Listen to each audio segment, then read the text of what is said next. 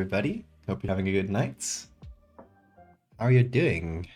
Sora, Childish, Dilf, RGB, good day, Moonlit. How's everybody doing tonight? We're here to do some Dreadfarer art. If you didn't see the notification, yeah, it's gonna be some more underwater things, but specifically artifacts this time. Hey, Lilith.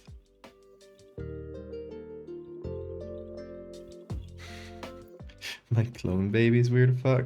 No, it's gonna be an even weirder baby. You'll see, you'll see. Snowmod, thank you for the follow. Free t-shirt. Like it? It's getting pretty old. It doesn't have a lot of use yet, use anymore. All the colors getting all weird.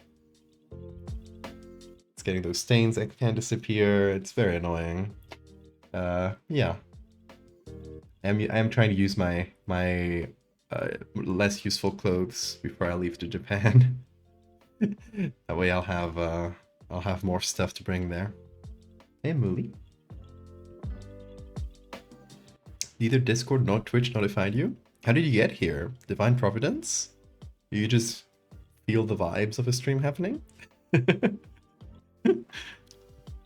the Twitch notification not go off? Yeah, it did. It did.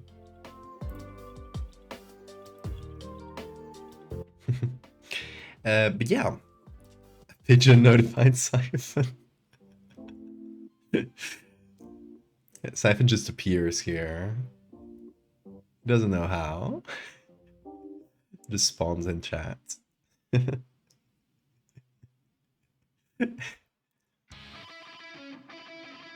Check Discord and saw the ping. Oh, then just I guess it didn't. You mean it didn't do the ping sound, right? But yeah, let's see. Let's see what we got today. So first, our classic refresher. We're working on Dreadfarer, which is a solo TTRPG.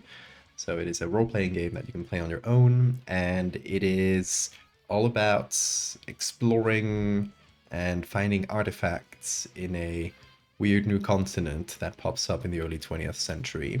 So it's basically like Indiana Jones plus horror. And your only objective throughout the game is to fill a little notebook of your adventures. You can fill it however you want. You can do drawings, you can do text, you can do any combination of either. That's for you to decide how you prefer to do it. You can do a cookbook if you want. Nobody's checking. There's as long as you follow the mechanics of the game, you get to do it however you want, right? But yeah, the structure of the game is essentially you do different expeditions, and in these expeditions you throw a 20-sided die to choose a location first, and then an artifact that you'll find at that location, and finally an encounter that'll happen there, so or on your way there. So like some kind of danger that pops up, or just like some people you may meet, just like strange situations that might happen that can have different effects based on your choices, your luck, and your equipment. So yeah, that's the basic mechanics of the game, basically how the gameplay will go.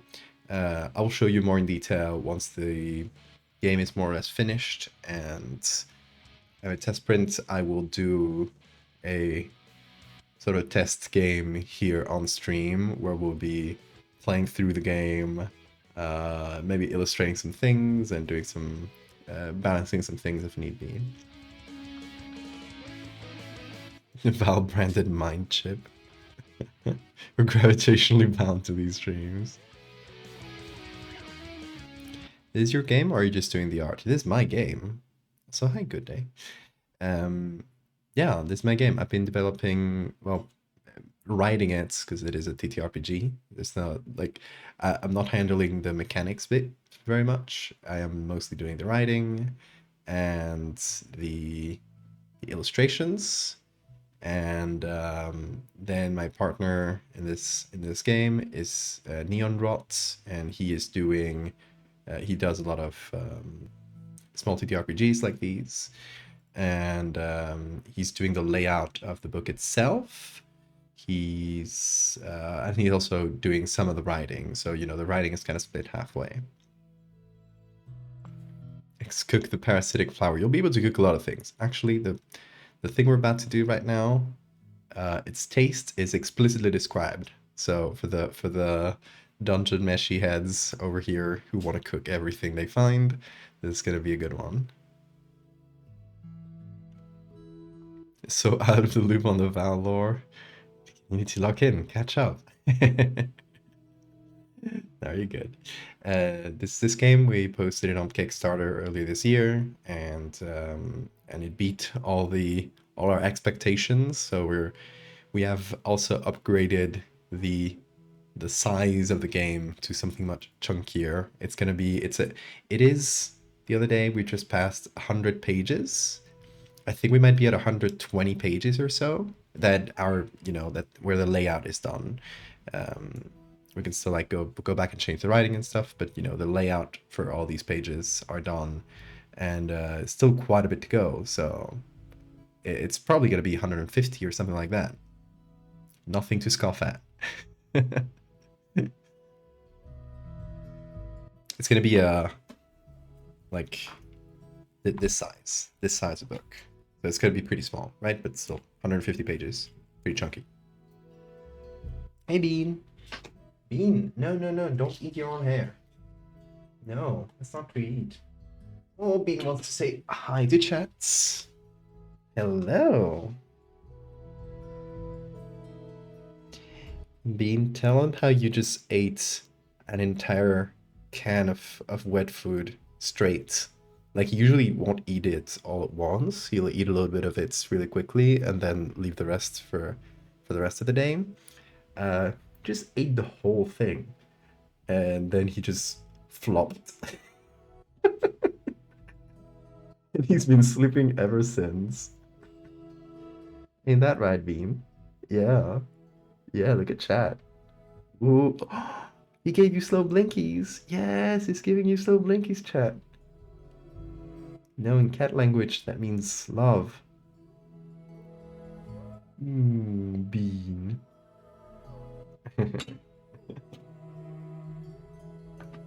Anyway, you got slow blinkies. But yeah, please let me know if you got any questions about the game. I already talked about it a bunch, so I forget if I've said something or not. But I'm giving you the basic gist of it. But I guess I should mention the areas. The game is split in 6 different areas, 4 main ones and 2 extra ones you can get at the end. And here's the map. This is a map, the areas you'll be able to explore. From here clockwise, these are Surat, which is a desert-themed land. Here's Motag, which is mountain-themed. Here's the Sangul, which is like a jungle, forest, swamp, etc. And here's Lazarak, which is a once prosperous land that has been scorched by volcanoes. It's essentially just like a volcanic wasteland with a bunch of buried ruins. All of them have rich histories you'll be able to explore. I haven't talked too much about the details of that because I think that's kind of the meat and potatoes of the game, is that through just like the item descriptions and the area descriptions, you will be able to surmise the history of the area, at least to some extent, right? Enough to give you an idea of what's going on and hopefully let you maybe expand on it if you want to. Decided to fall asleep to stream once more. Mental. You try to slow blink at your cats. I do it too. He replied with slow blinks too. Hey Bean. What's up? What you up to? Just streaming. Hey Pyro. Had a question about the book. Oh, well, the physical book will be for sale outside of Kickstarter. Yes. So once we have printed all the copies for the Kickstarter backers, we'll be printing some extras that will sell directly. I don't know how many yet, because it's pretty hefty, so it's gonna end up costing a lot to print, far more than we expected. So yeah, we did beat all the Kickstarter expectations we had, so we'll be able to print them, but I don't know how many extra we'll be able to print after that. We'll see. We need to, once we have the final pages, get an estimate, get some test prints done, and go from there. So I don't know how much it'll cost either once it's done. It's going to depend mostly on the printing costs and obviously shipping. But yeah, in either case, even if the non-Kickstarter printed versions are more limited, there's always going to be the digital version, which is going to be unlimited. But yeah, these are the four main areas. But then we have Akora. You can pronounce it either way. It's made up fantasy land. It is a sea in between them. So you're only able to access this later in the game. You need a specific artifact for it, and it's more expensive because you need a submersible too, and you need to. Well, once you get there, it's basically just all underwater horror. So you're either in a submarine or in a diving suit exploring these places. Also, Le Foxy Fan 1987, thank you for the follow. You still blink at your cats all the time? They regularly slow blink at me. Yeah, I do that too. It's like we're communicating right now. We're communicating.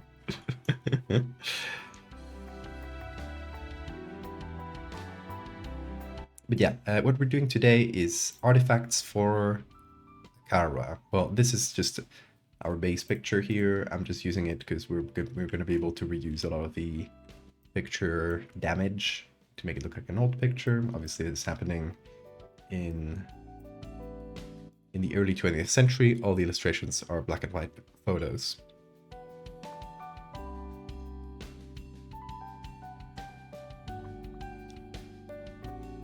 So we're gonna delete this.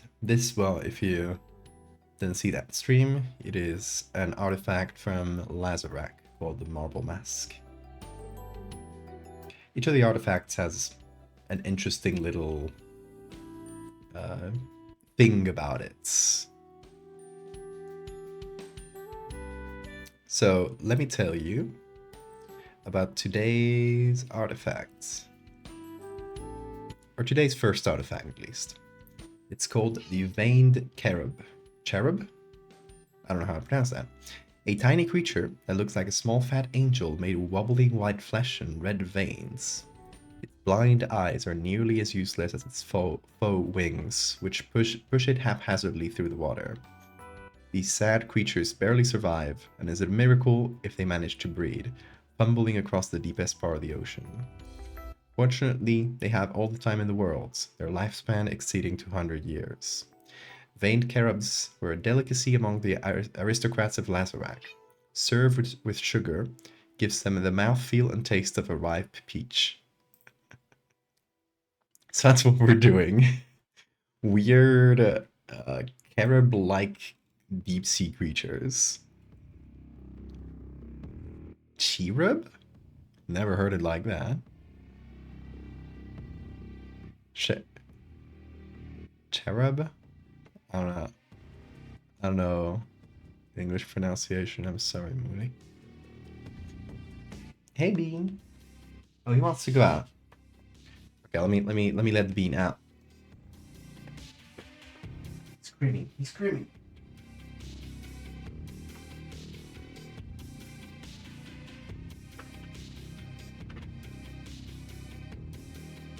We'll be back with the boy.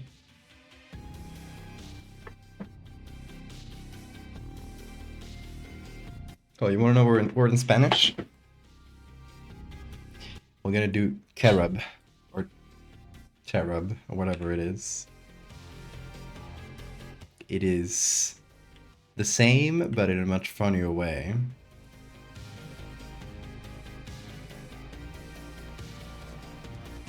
Querubín. It's like the word. That's why I pronounced the ch like a k, because it sounds more natural to me, right? We say querubín in Spanish. But as usual with many Spanish words, the in is the diminutive. You can add that at the end of words to make them small. So it's a small carob.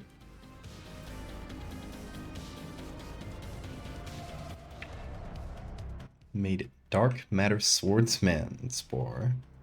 The funniest creature peels. Show us a creature peel. Itcolandia.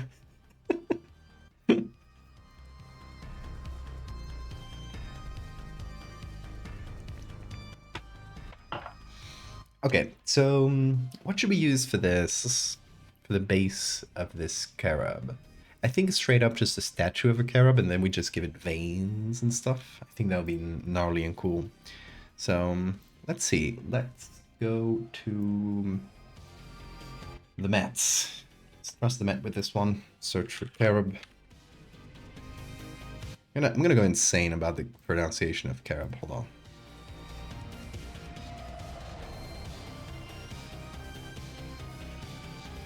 Cherub. Cherub? And in US? Cherub. Cherub. Okay. No, it's cherub. That makes me go insane. That's not right.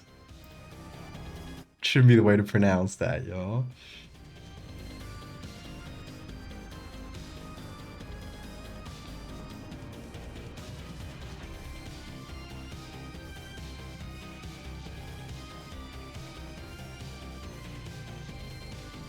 I love that. The orb. Wait. I didn't show it. The orb. It's great.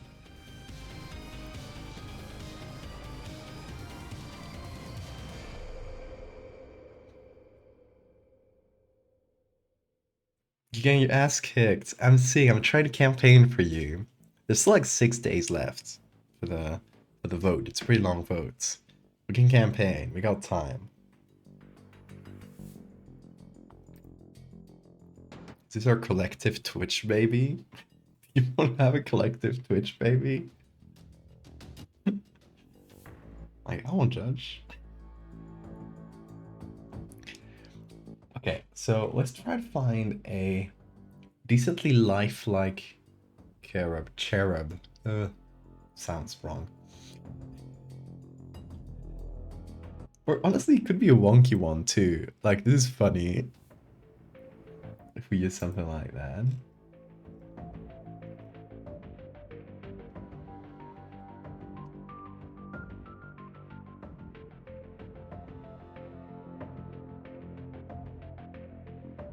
No, ready to be father/mother.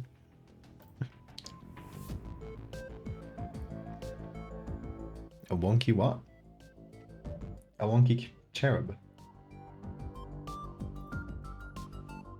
Like, okay, this animal needs to look pathetic. Kind of what the description implies.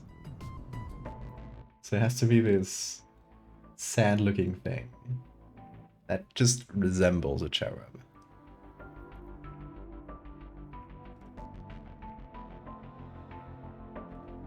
Okay, wait, let's maybe filter object type.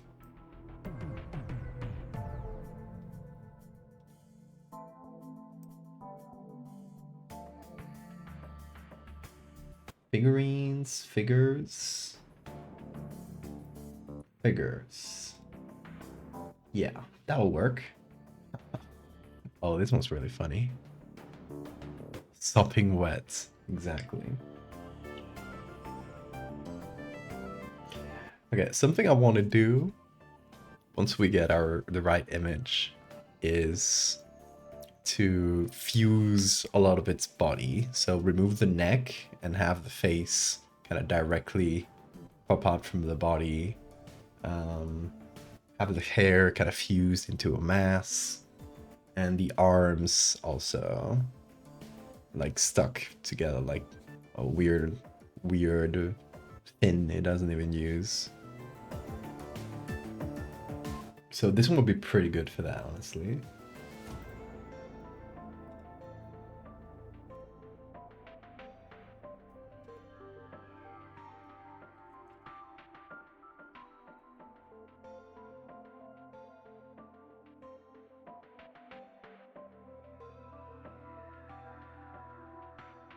Only 2 pages, and a lot of these aren't cherubs.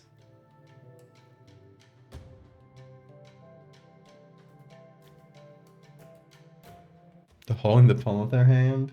I guess I've probably reduced the arm quite a bit, so we won't really have that hole. It's a really good cow. Look at its face. Angry. It's an angry blob.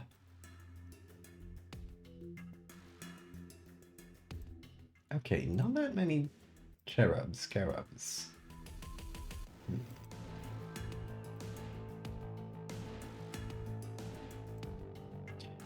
I think this one's wonkier.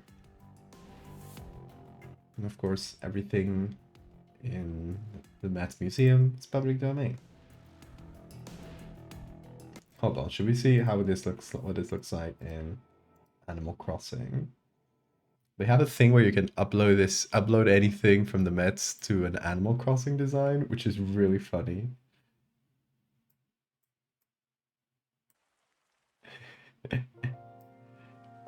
And it gives you a QR code for it. Beautiful. Who wants this? Scan this code. Wait, we should do the cow.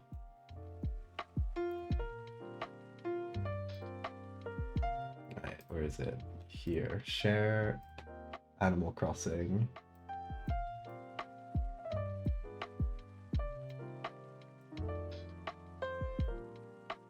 What's angry cow design?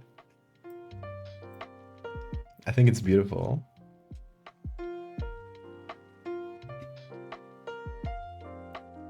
I would put this in my Animal Crossing world. Haven't played in a long time and everybody's probably angry at me. The villagers probably forgot me a long time ago, but I could come back just for this.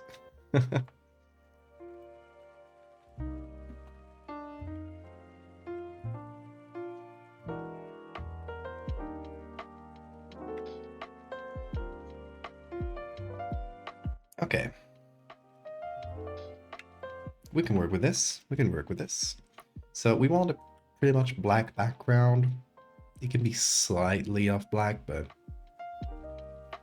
something dark. Also, I'm trying to get it all into frame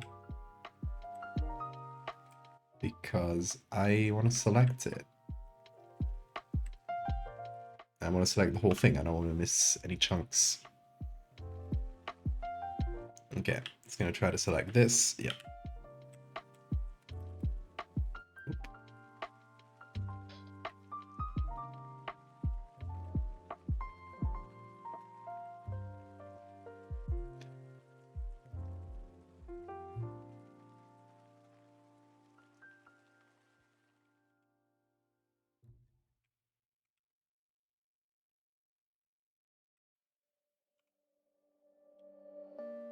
Okay, let's see what kind of graceless sopping wet thing we can make. First of all, I'm gonna separate some things. Like, I want this arm, I want to move it separately so that I can position it better. Also, I think I'm gonna take the wing with it. So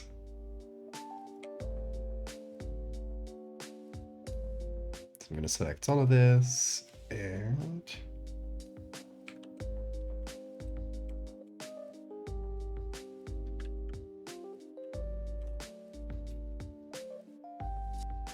I got this separated.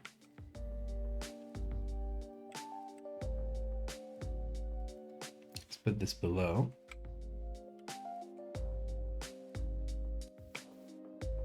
Already looks freaky. Good.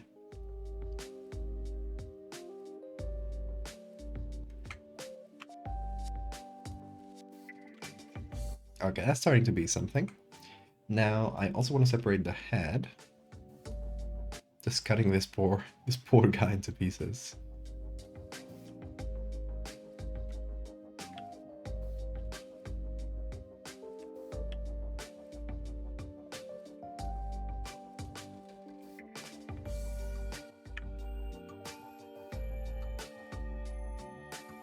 Beautiful.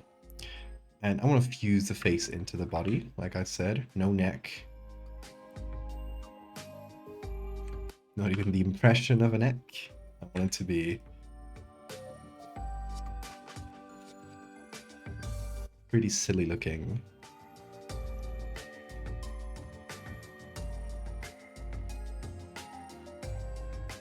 If it's with Valdevia art, if it's looking freaky, it means it's working. Damn right.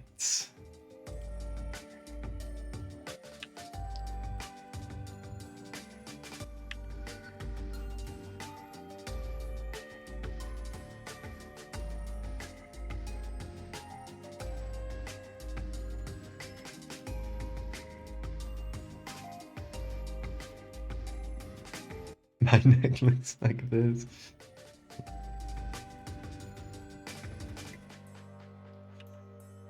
Maybe you need to go to the deep seas with these beautiful lads.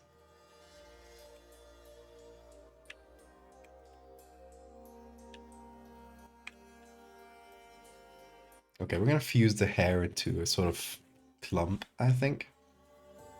I'm gonna try to remove a lot of its human traits, if that makes sense. Because it has to be carob-like, but still like a weird animal, basically. Maybe we should fuse its legs together. How about that?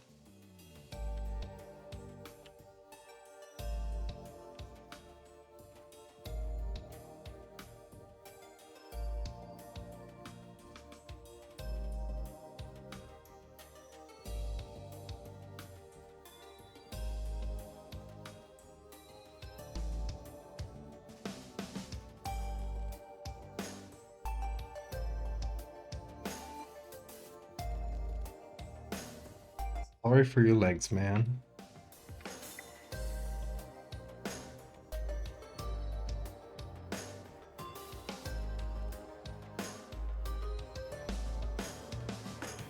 Because yeah, it's still an abyssal fish of sorts. So no individual legs for you. That's a land walker type thing.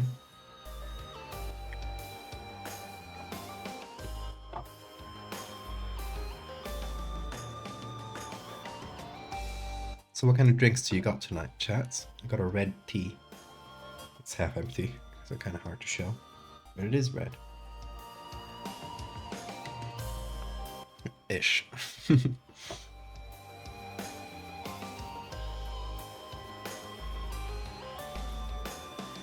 What if I cut this leg off? Sorry, I keep chopping off the boy, but it's for a good reason, I swear.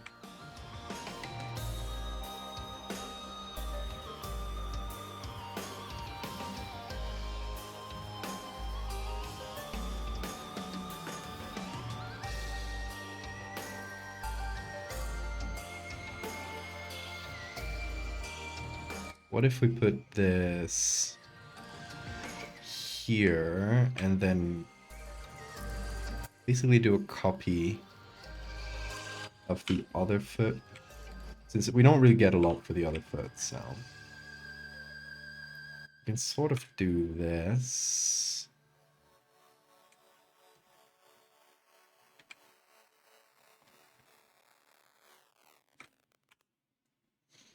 And then we fuse them. Good old giant cup of water. Same. That's all water. Nearly a little. A liter. Nearly a little.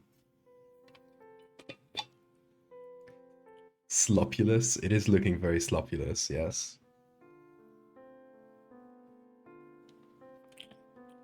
Perhaps even Spore-like. I've been playing so much Spore that now my creatures are starting to look like things like from Spore.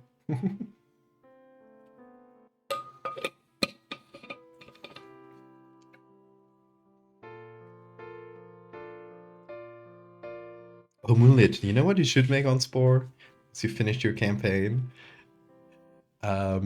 Weird artifacts from like museums. I got a couple for you, just to see if they inspire you. Obviously, we have Angry Cow. That's always good. But I got a couple from. I got a couple I posted to Tumblr at some point. Give me a sec.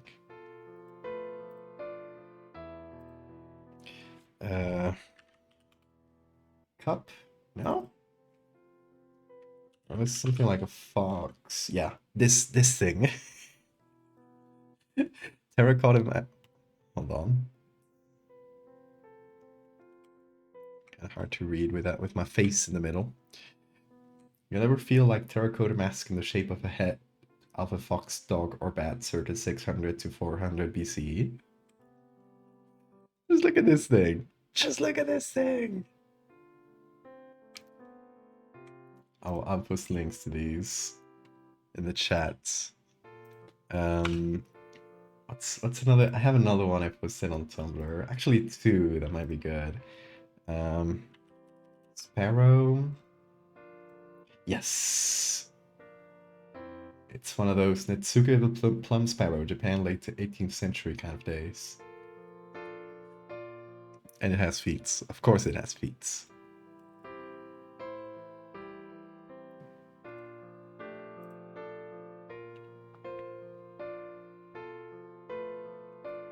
I will also send a link to this. And I got a third one, which is La Vita. I've talked about this one on stream, but this thing, one of my favorite statues ever. This cow thing with this bearded face, and she's called La Vita, which is could be translated to the beast, the thing, or the bug, with a feminine pronoun. This was named like that's its official name, but this name was given to it by people from the village where this was found. This was found in a necropolis that was near a Spanish village. One guy suddenly like digs this up out of the ground, not knowing there was an ancient necropolis below it, and brings it to his home, and it kind of gets passed around the people from the village, and they just call it, you know, that thing, La Vita. It's great. And she just has this empty, vacant stare, which is great.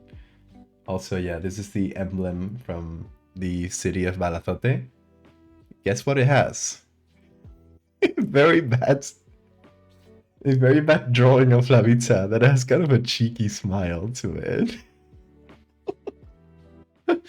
I love it. It's literally a Wojak. They put a Wojak of this ancient sculpture in their their city emblem. Isn't it beautiful? Okay, I'll send a link to this. Yeah, you got Spore inspo for days. Ancient Wojak, yes. Oh wait, I sent the wrong one for the fox mask. Or well, it does link to it. I will send a link directly to it in case it doesn't work for not me. Anyway, that's your daily Spore inspo.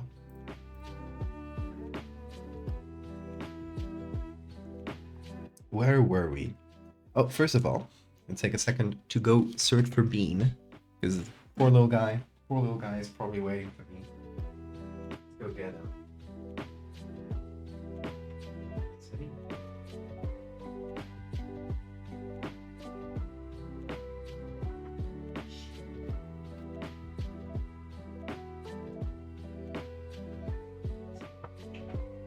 The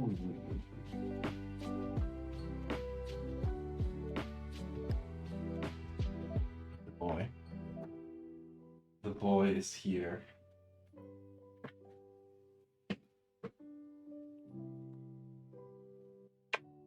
Oh, there he goes.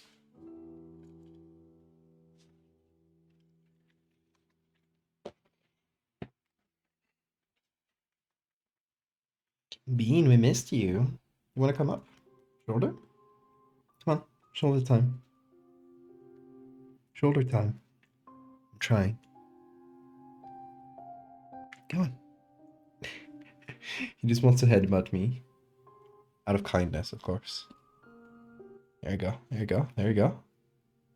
Yes. My boy.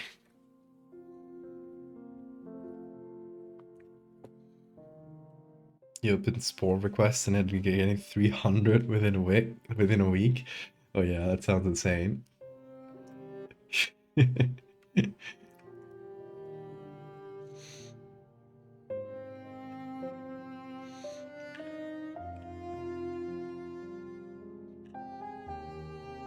It's like one day when I...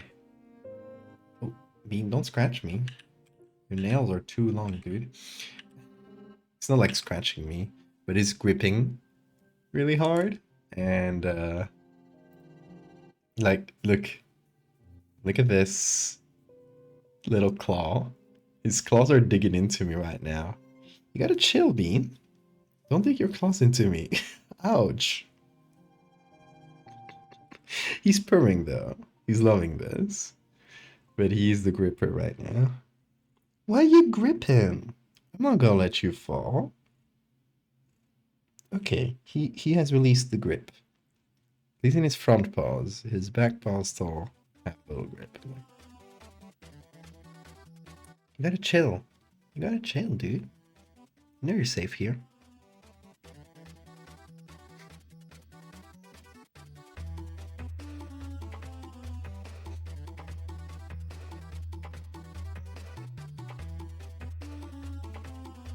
Got spoiled for years. It's for years at the rate you've been doing that. I mean, yeah, it takes time to do a creature in Spore. It's a very, very finicky thing. Especially if you want to, like, break it in any way. If you want to use any Spore parts in non-intended combinations, it'll just fight you every step of the way.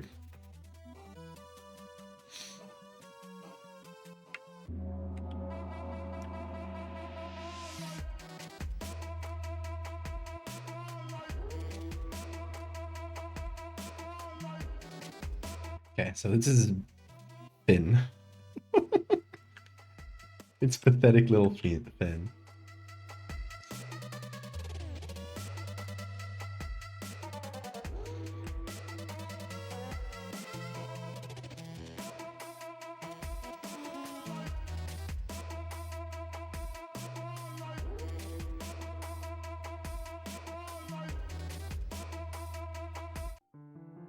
Quality of land mod to use.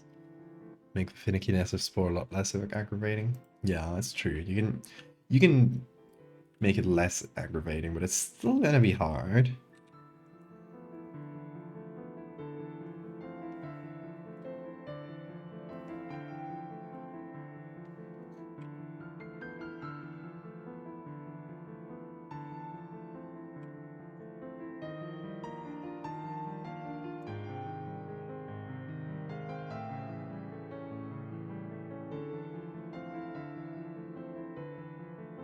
Rotate anything is great. Yes. It's gotta be one that makes sliders not snap, right? Or stuff not snap to the center. That would be fantastic, because it is aggravating. Like, it snaps from so far. There it is. Oh, that would be great. I hate the snapping. I think it's the most infuriating part. We have got a bean. Bean situation next to the tablets. Okay. try to capture the fullness of the boy. There he is.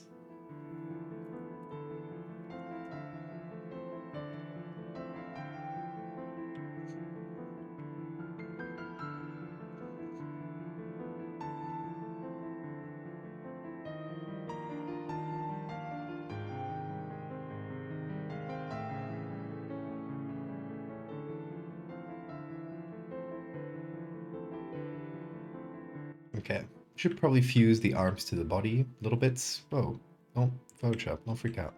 Thank you.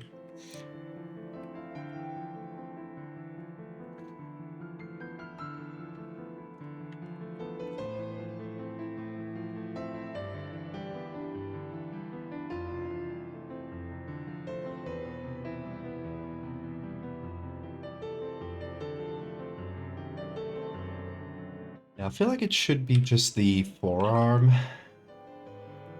that pops out. Something like that. Where it only separates from the body at the forearm level, more or less.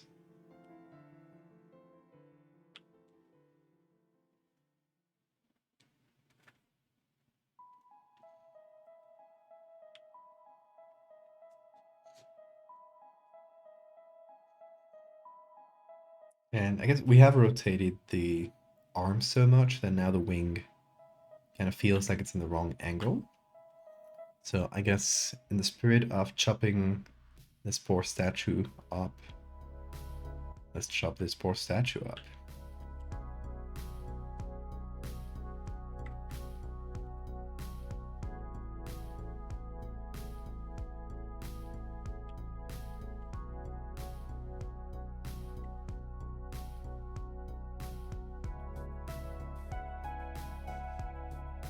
Perfect.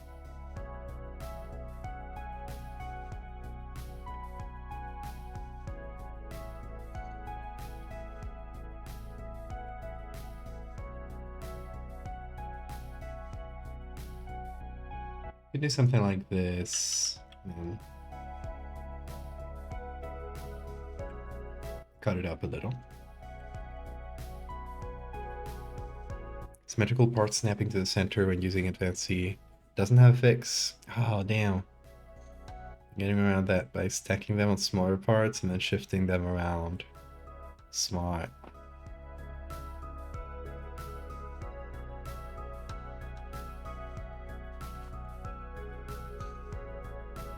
Subtle rotation that decreases part rotation snapping. I think I might have that one, yeah. It needs to snap to center. That kills me.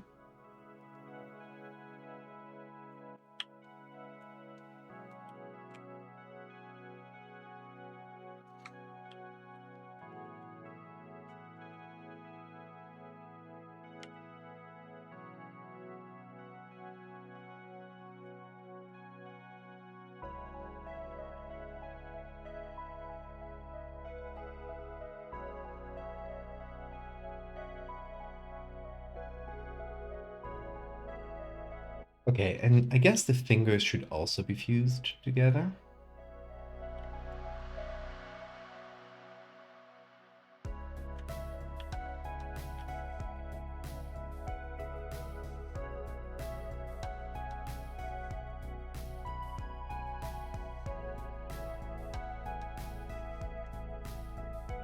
Into fins, pretty much.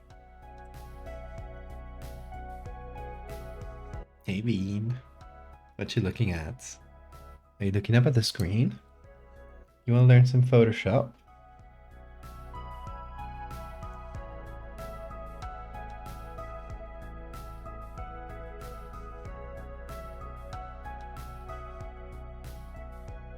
Can make a request for it. No guarantees of it happening. Well, if that ever happens, let me know, because that would make the sport experience a lot better for me.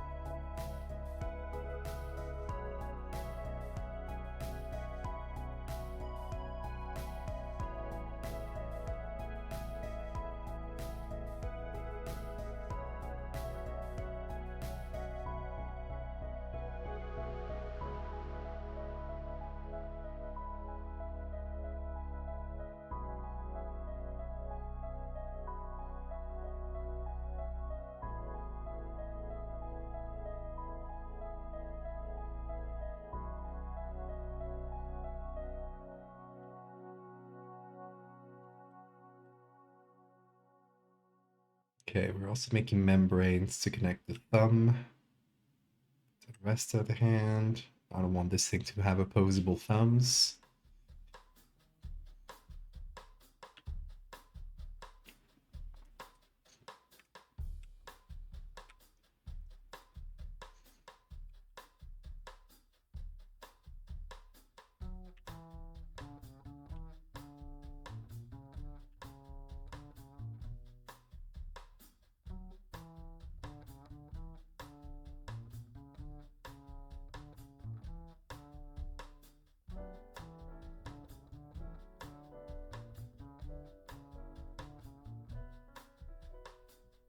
We're gonna make the areas between the digits here cave in.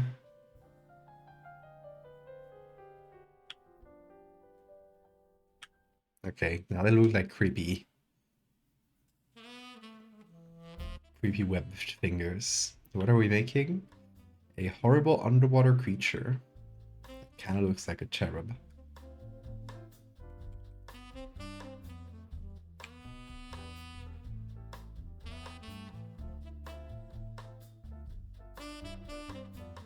Still not convinced it isn't cherub. It sounds... Cherub sounds so wrong to me.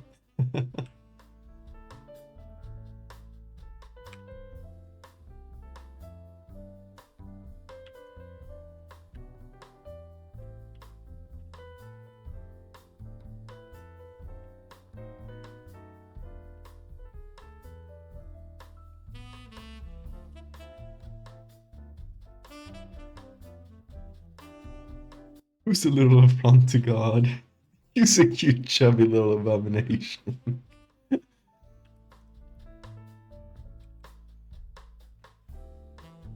Exactly, you get it. You get it.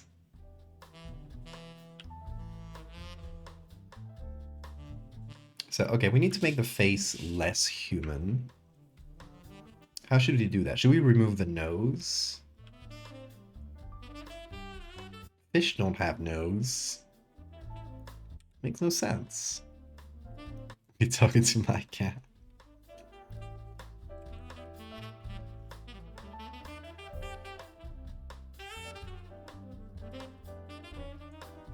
It really looks like Hugh Grant. You know what? Let's see it. Let's see it.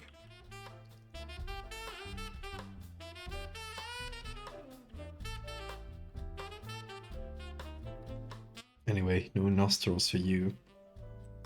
You sad blob.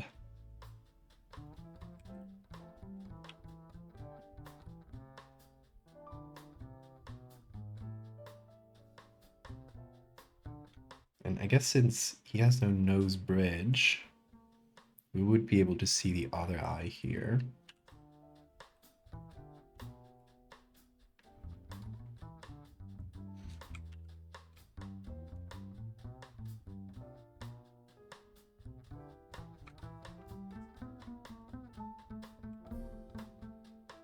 And as any good fish, it has fisheye lens. The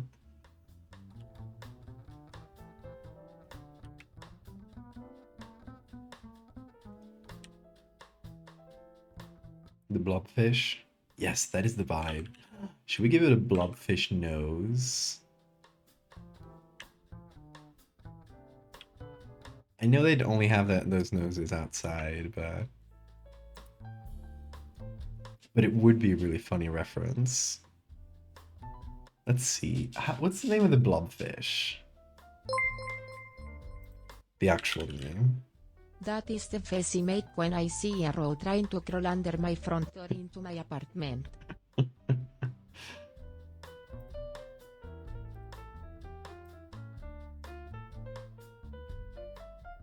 No fucking way, it's actually called blobfish.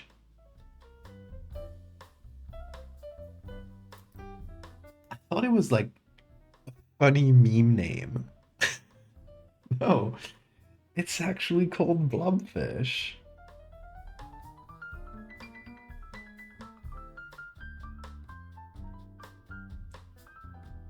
Okay, let's see. Wikimedia, maybe?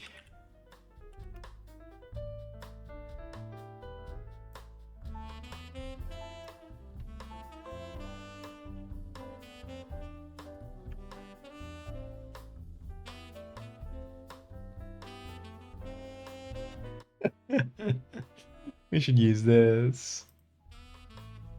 Okay, here there's some little noses.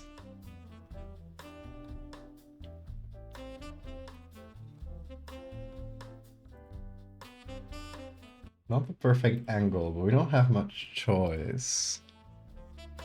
Let's see. Maybe the one on the left.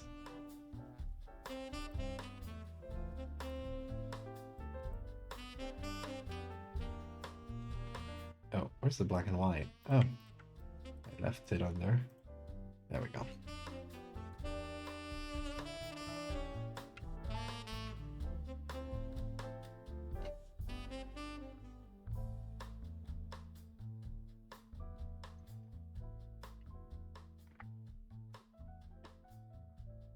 Bean blob. Bean is already blob. Makes a little noise. When he's sleeping and you just put your hand on him, he'll just make a very tiny noise, and I think that's very cute. It's like he won't even open his eyes, but he'll make the little noise. And like he's acknowledging that you're there. Like, hey, what's up?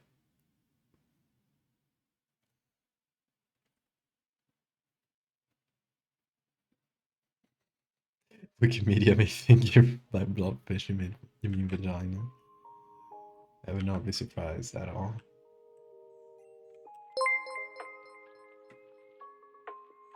The compressed blobfish have of burger noses.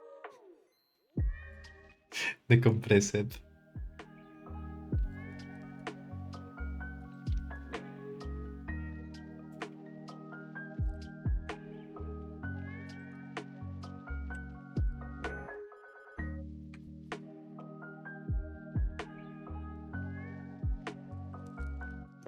This size should be lower, definitely.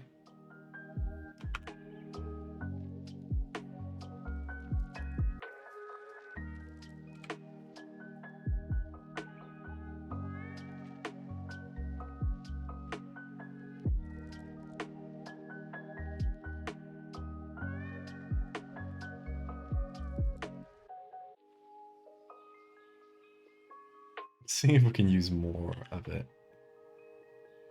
Maybe the blobfish eyes could also work here.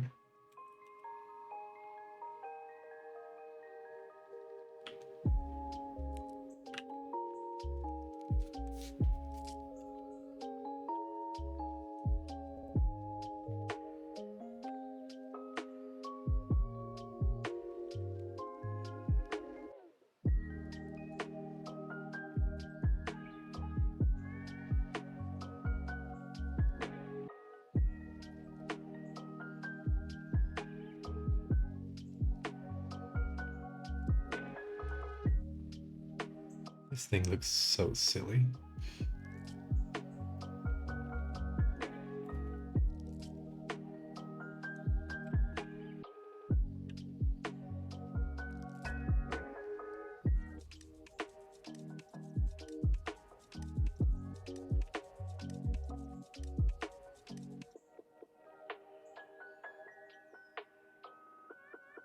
No eyebrows, of course. Why would you ever need eyebrows underwater? Silly, get them away.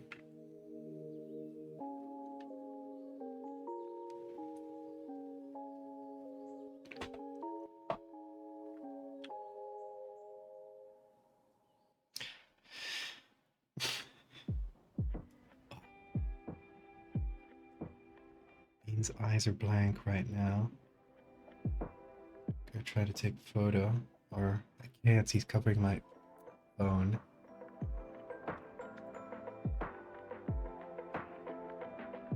Gonna approach. No, we woke him up.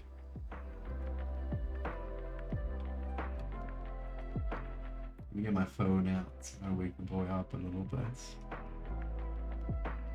It's right under his ass. Which is why I couldn't get the phone without waking him up. But I wanted to take a photo of him because his eyes were like blank and twitching.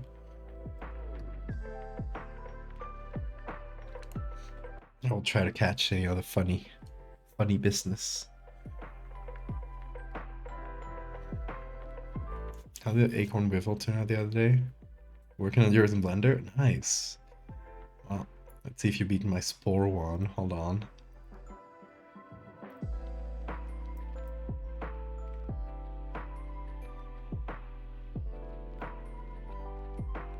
Wait, where even was that? Let me search. Okay, Spore Creations, Pictures. Here it is. The Weevil.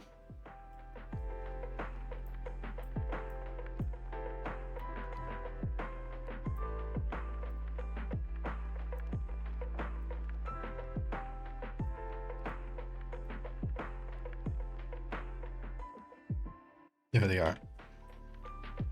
Hey, Chaos, migraine free? Hell yeah.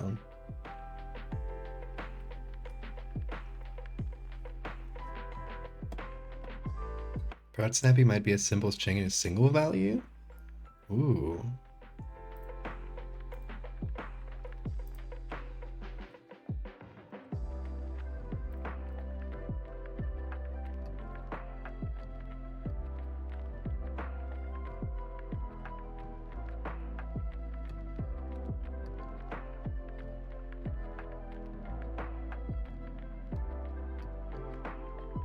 I think my favorite bit about Spore has always been, you know, that the tools were really limited in many ways, but you can essentially use those tools in really non-standard ways that can help you get many different effects.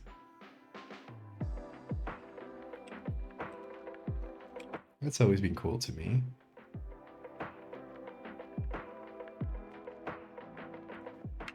Like the Weevil's head is just a regular head turned upside down, so I get a perfect sphere.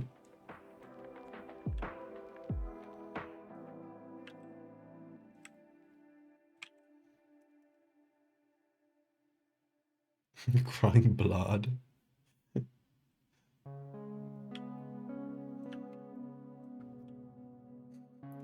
Okay, now it has a silly nose. But I want to make the face a bit less human, and I think we need to change the proportions, essentially. So this eye might disappear. With the other eye, we're going to cover it up. Or, wait, no, let's just use blobfish eyes. What the hell? We got a blobfish like right here. And it already has very strange eyes. Okay, so reset transform.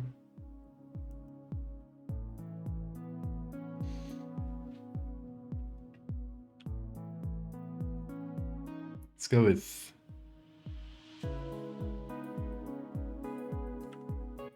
these eyes.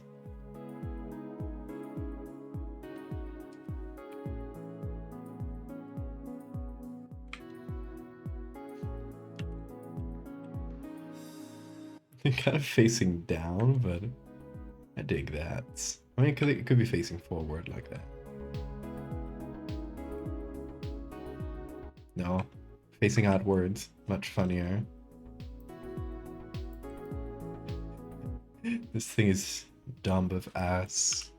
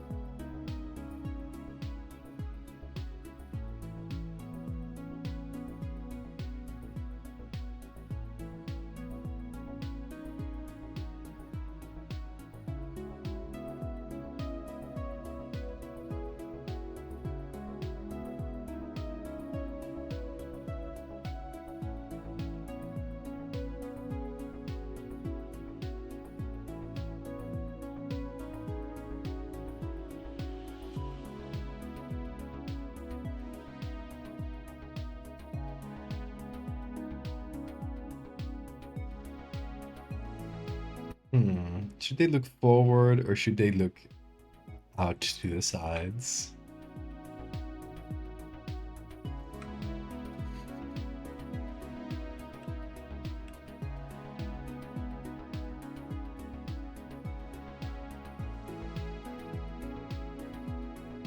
I think this might be good.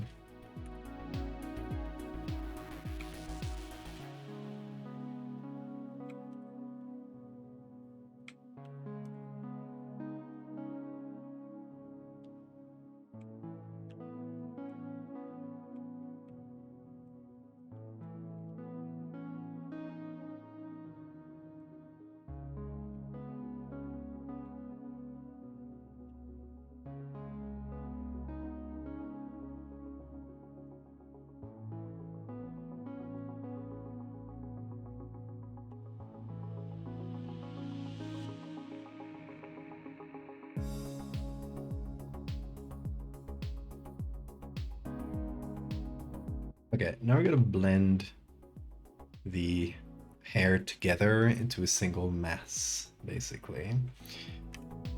First of all, we're gonna try to make the hair, like on average, as bright as the rest of the head. So, you know, it's like, it feels like it's the same flesh. This thing is an abyssal creature, by the way. It doesn't need any special coloring. I'm not gonna add any patterns to it. It's just gonna be fleshy whites with some red veins. Obviously, we don't see the red because it is a black and white photo, but there's gonna be some dark veins coursing through it.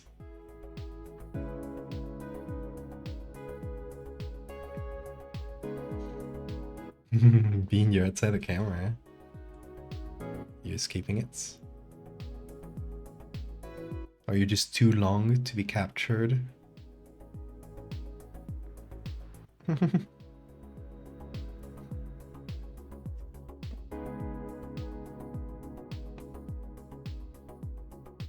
Imagine the person who lovingly sculpted this curve seeing this Photoshop edit.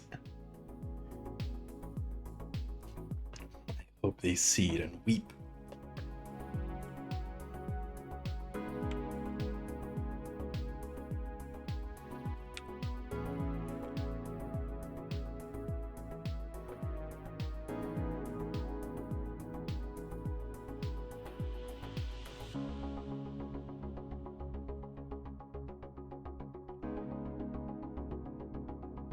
Fleshy white with dark veins. Your ex-boyfriend describing you. I mean, I'm also fleshy white. No judgments.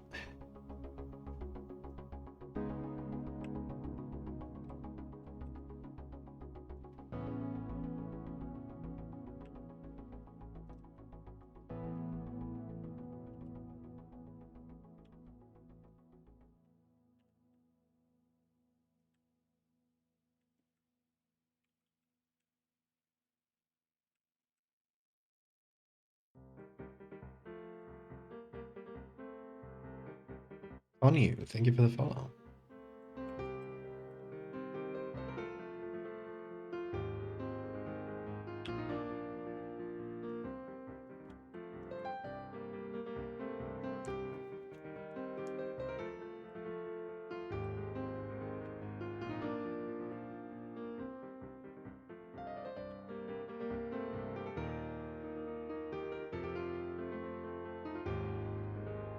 I'm gonna copy over some of that hair texture into the face, so it just feels like it's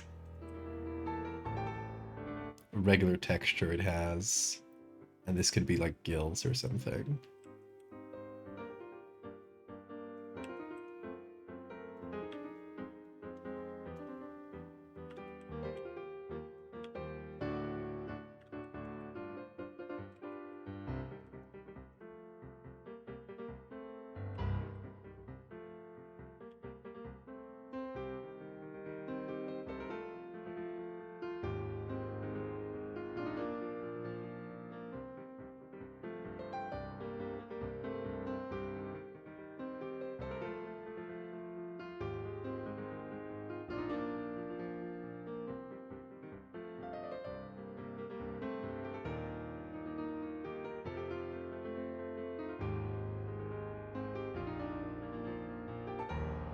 Okay, should we give it a fish mouth as well?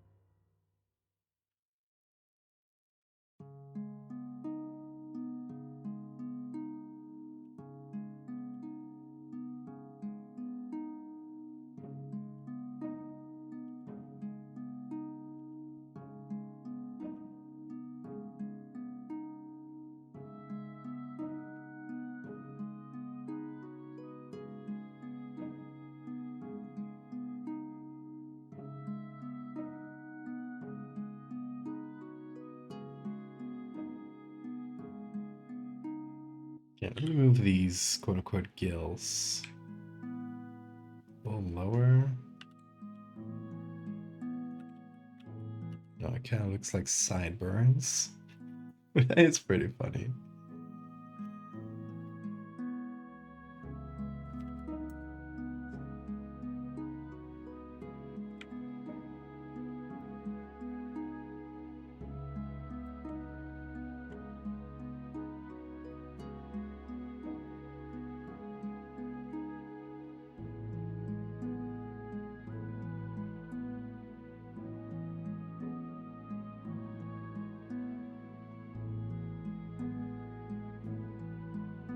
Could also be down here in the non-existent neck. The lure and some cosmic divine anglerfish. I dig that.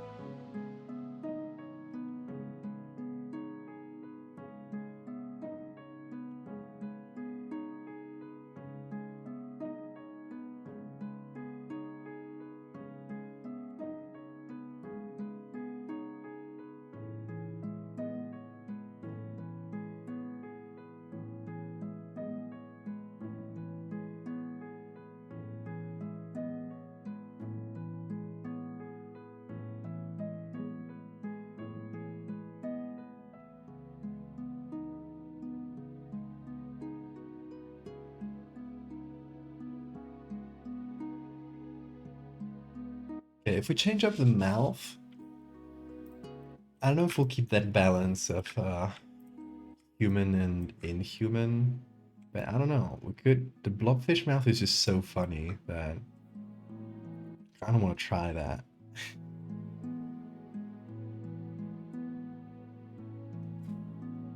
Well, first of all, let's do something. Reset, transform, and then we'll add our own deformation.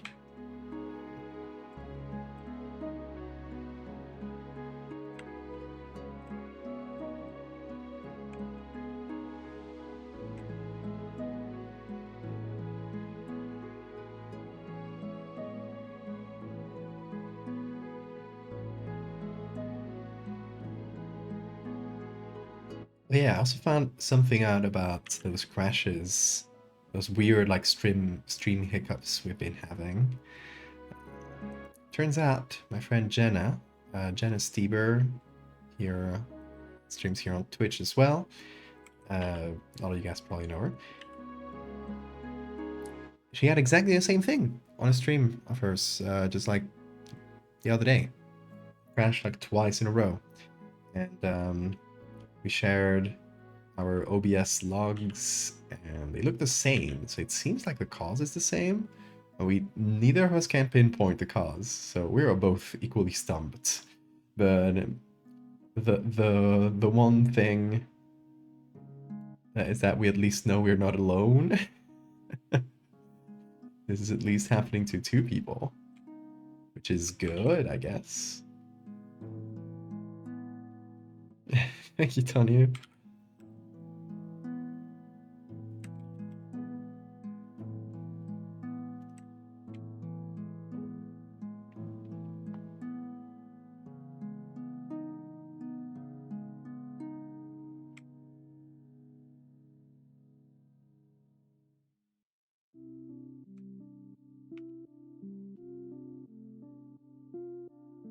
You ever hear about how Charles Darwin hated barnacles?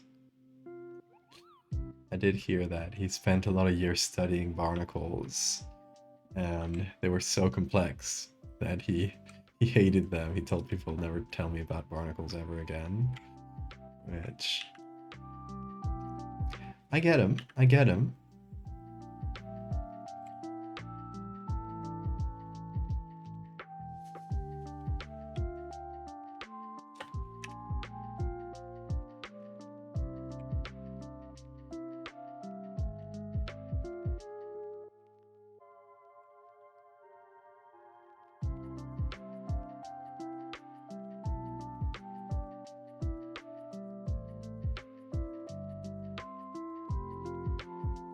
It's got into the face shape a little bit.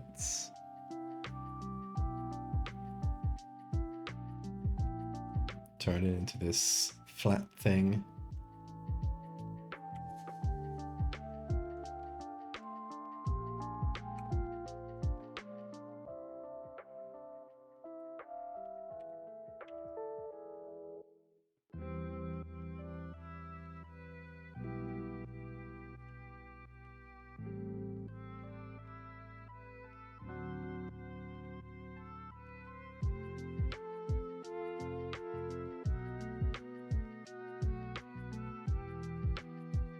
It's the face you made when you answered the door. It was someone trying to convert you to their religion.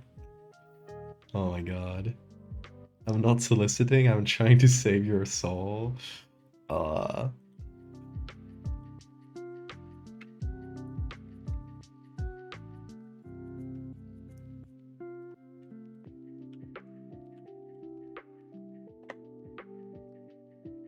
You got whiplash from the face looking like that. That's weird. You should always look at the stream, that way you'll never get whiplash.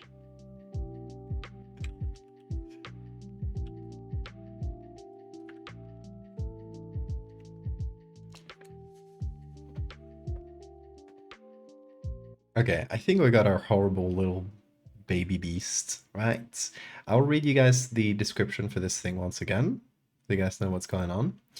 This is called the veined cherub, sorry. A tiny creature that looks like a small fat angel made of wobbling white flesh and red veins. Blind eyes are nearly as useless as its faux wings, which push it haphazardly through the water. These sad creatures barely survive, and it is a miracle if they manage to breed, fumbling across the deepest parts of the ocean. Fortunately, they have all the time in the world, their lifespan exceeding 200 years. Veined cherubs were a delicacy among the aristocrats of Lazarak. Served with sugar... So, hold on. I got a mistype here. I just rewrote this a little bit, so... Serving them with sugar gives them the mouthfeel and taste of a ripe peach.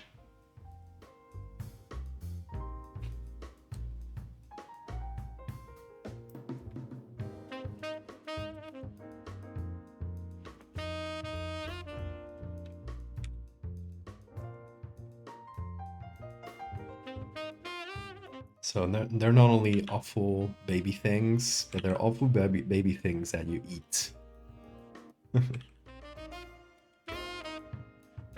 Oh yeah, I should also make the wings a little bit blobbier.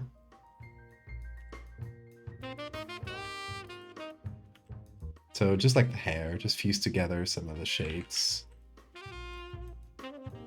So it look less like feathers and more like, you know, a slightly wing-ish blob.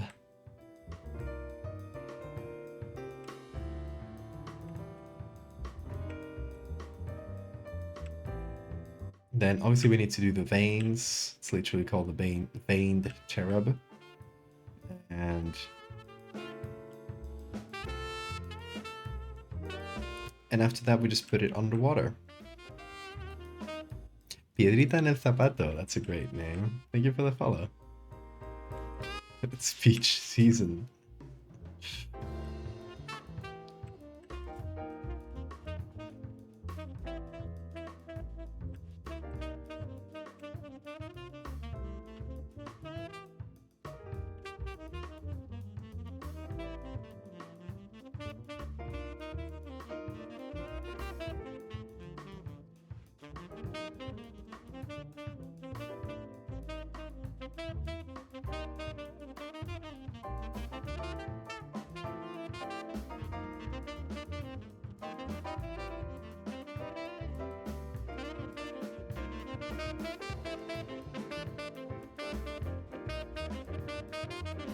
Yeah, figuring out the basic lighting.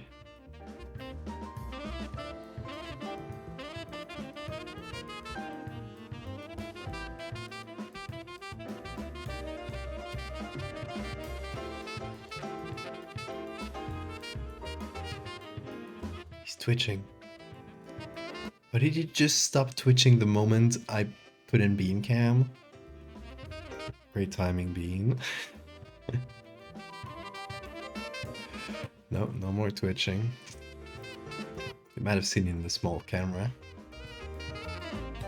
If you're an eagle-eyed viewer.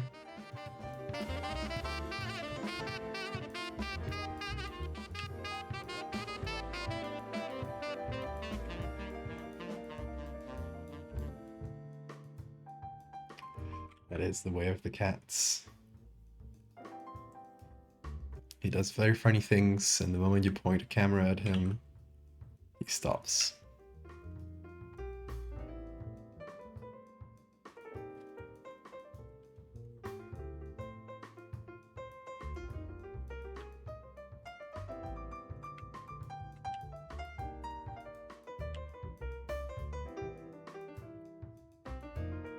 All right. Oh, there he is. He stopped again. I thought I had him this time.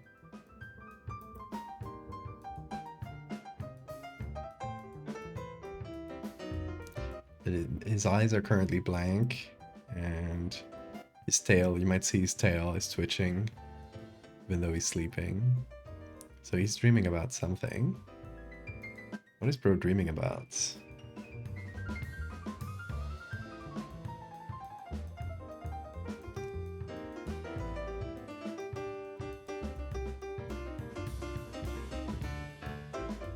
Bean went off camera.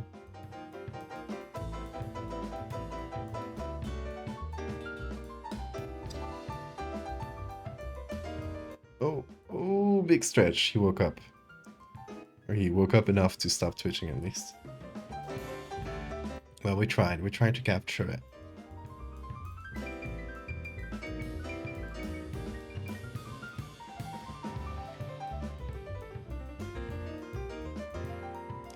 Okay, let's see. The veins. Should we use actual veins? Maybe from the sclera or something? Or what is a veiny creature? Something from the depths.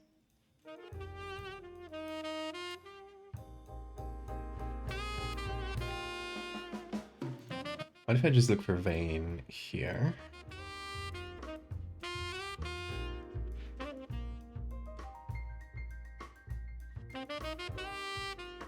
I was thinking maybe I can find a like one of those transparent anatomical models that have like all the arteries and stuff, because that might be a good option. I mean, we could always draw them, of course. But I always feel like it's gonna look better if it's authentic from a picture. Red eye. No, these are animals with red eyes.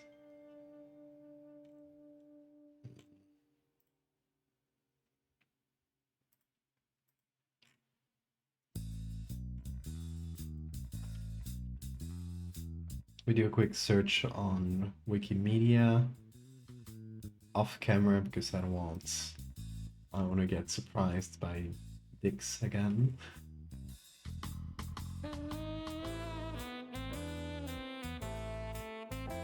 Oh, let's do sclera. Hold on.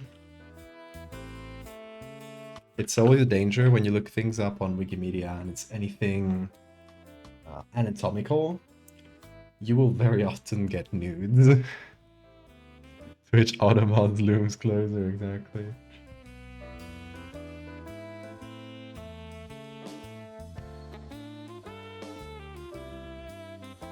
Oh, I did find a really good picture for eye horror. Look. It's just a sclera bleeding, but it could be used as a really good base for something, I feel like. Anyway, let me keep looking real quick. Okay, not a lot of results for sclera, actually. To here.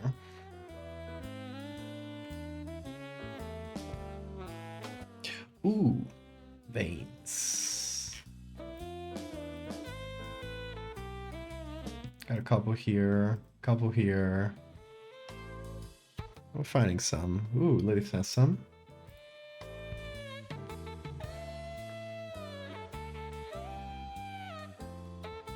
Stock photo. That's from a paid site. I mean, if it's a good photo, we get really desperate. But it's like $10. So let's exhaust the free options first.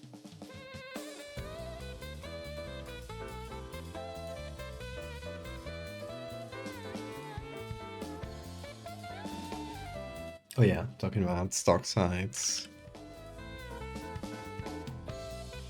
Adobe stock might be good.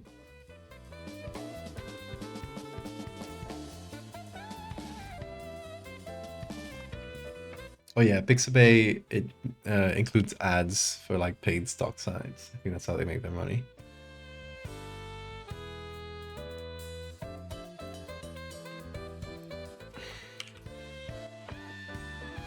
Red eye.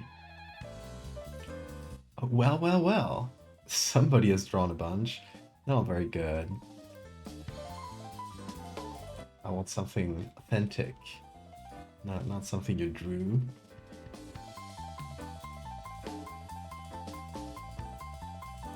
What are these pictures? What's going on? Who did this and posted it to... What is this? Why is this on Adobe stock? What? Black hole? What the fuck? I love the series of confused Benjamin Franklin.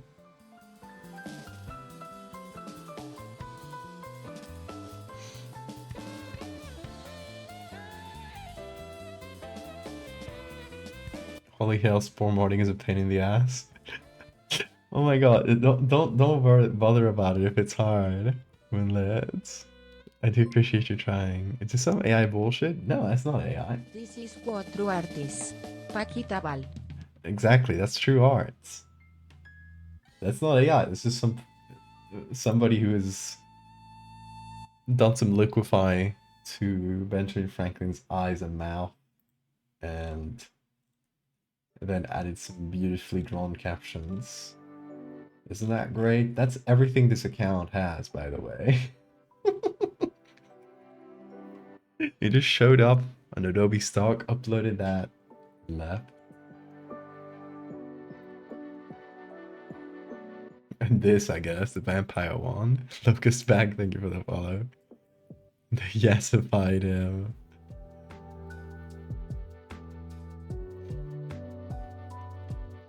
You make this art for like a horror game concept? Just learn this aesthetic. You're from Brazil. Try not to use translate. Hey, good job. You're doing great. Yeah, this is for a game I'm working on called Dreadfarer. So it is a game that is... It doesn't exist fully yet, but is in the process of being made. So I'm making the images, I'm also writing a good chunk of the prompts, and yeah, hopefully it won't be much longer. We are approaching a finished thing. And I mean, once we do, this is a good bloodshot, once we do, we'll do some playtesting too. So we might call upon some random people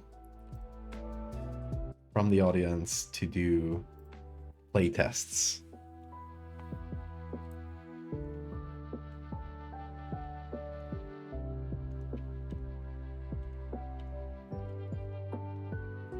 But before that, we want to test it ourselves a little bit, just to get, you know, make sure the balance of the mechanics is right, that it's not too easy or too hard to die. And that takes some doing. So not gonna say like the writing and the meat and potatoes of the game is close to done, but there's still work after that, of course. Hopefully won't be too long. I've never done game dev, so this is not something I'm used to. Yeah, we'll see, we'll see.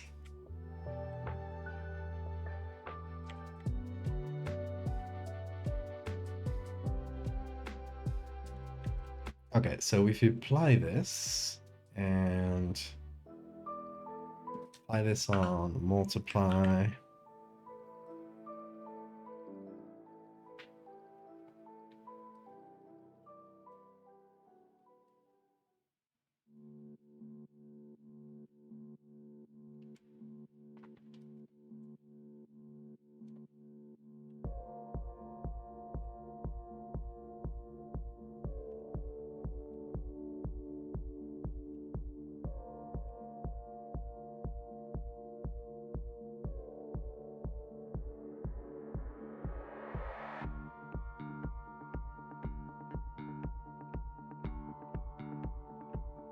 yeah, I think Bloodshot Eyes are the right call.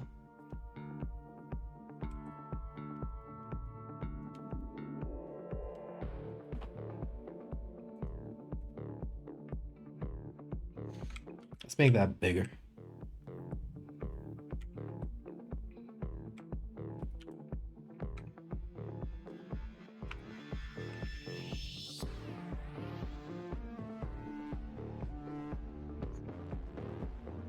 Oh, others, they do have thick veins. They're too thick for this. I want this to feel like, you know, not that the veins are huge so they bulge out of the skin. More something like, you know, small capillaries, like normal blood vessels, but they're thin. Their skin is so thin that they're just visible through the skin, you know? Much like an eye.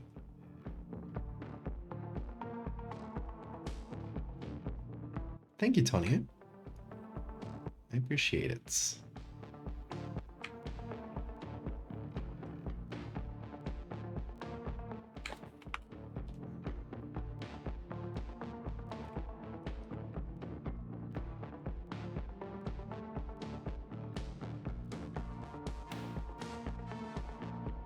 Okay. Let's see, what else do we have? The one from Adobe Stock, maybe?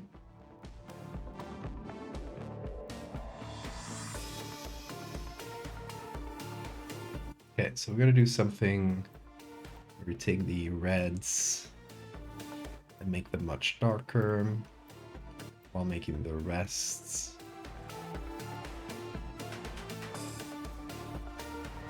brighter.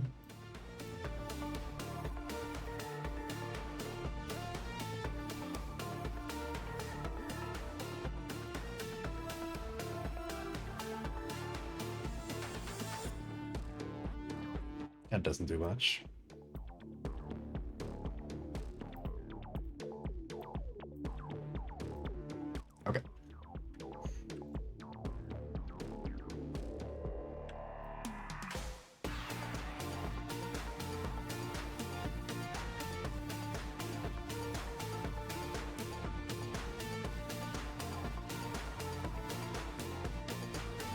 You'd think that changing a single numeral in a mod project and then packing it would be simple, but it seems like it's not the case. Oh no, I'm sorry I got you into this, Moonlit.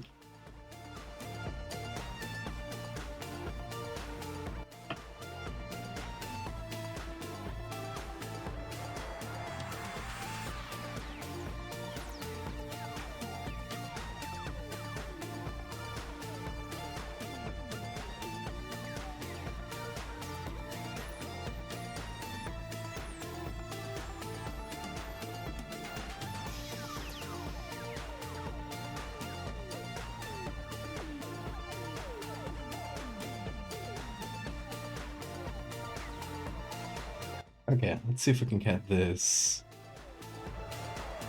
levels to look decent.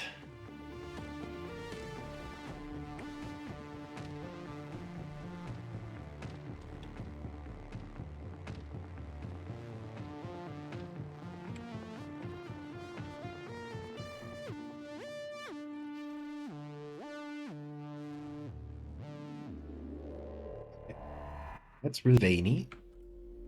I think that'll work. That can actually probably cover a decent chunk of our boy.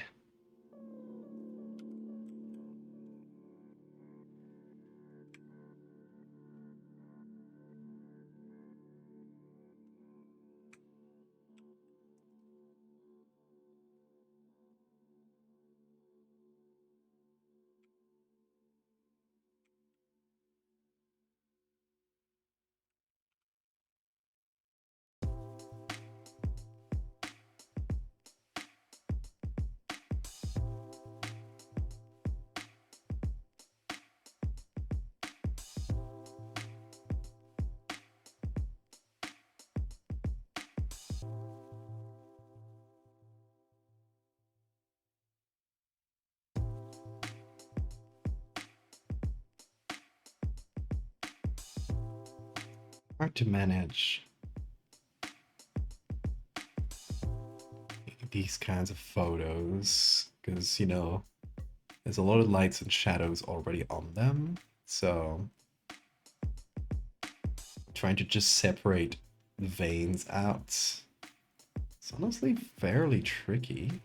But we're doing it, we're doing it. That's what matters.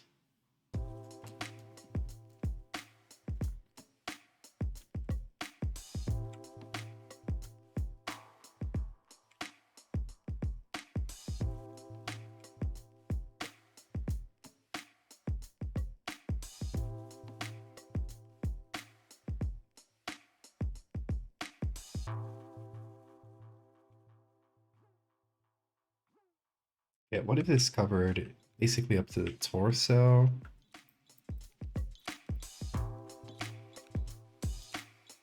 All of this.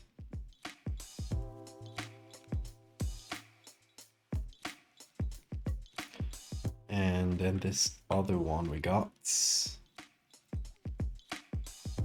Can cover the next chunk over.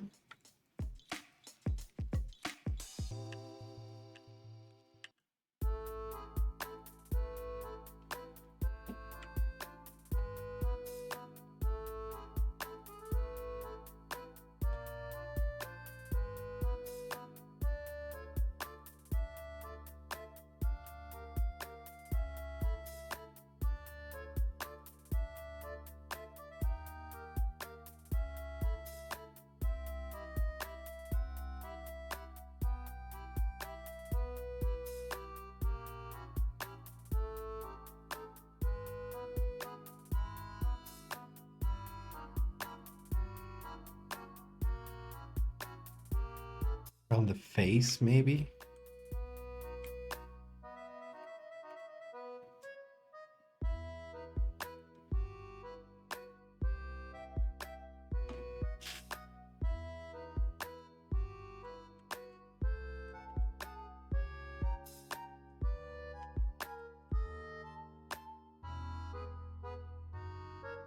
Okay, and since the veins are already complicated enough, I think we can honestly get away with reusing this texture for something different. We use like a different chunk of it.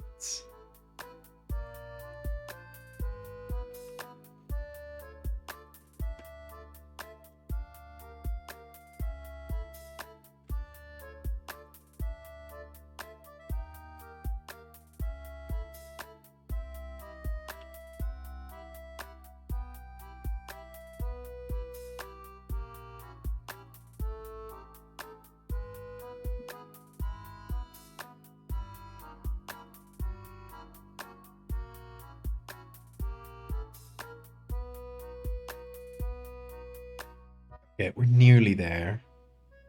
We just need, I think, like one vein going across here. That'd be good. And I could cheat that by using this one. And letting it sort of continue down here.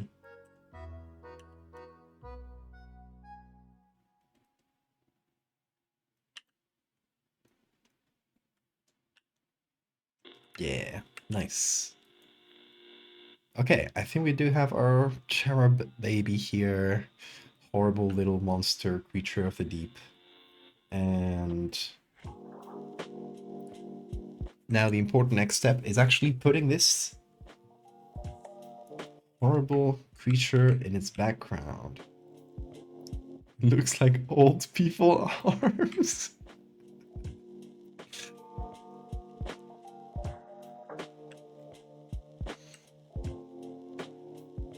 It's a very specific insult and I love it. I'm gonna tell that to someone one day. You look like old people arms. Bean, you're escaping the confines of the camera once again. Why do you keep doing it? How does he do it? How does he do it? He is simply too long to be contained. Aren't you? Yeah, you're the sleepy boy.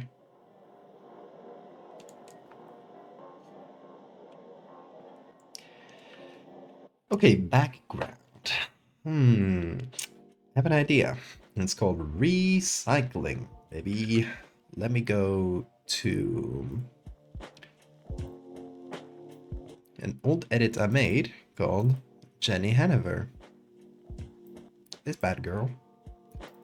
And it does have a deep sea sort of background.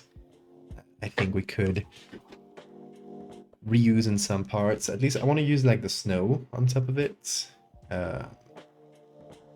This little dust texture, which I think looks cool.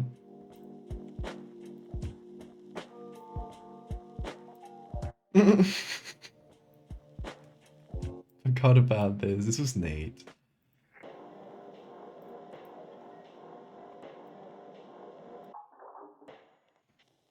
Okay. Let's add some sea snow on top of it.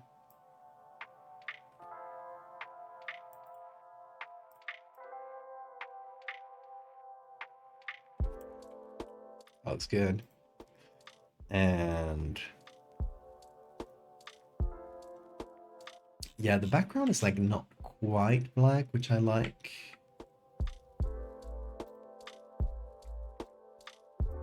Let me see what I did over here.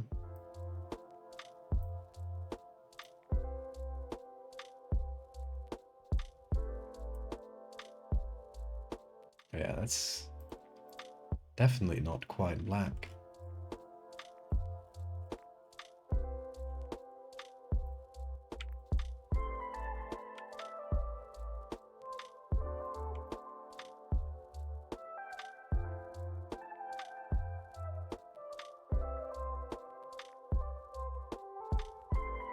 There we go. Can't have the veins going into the background.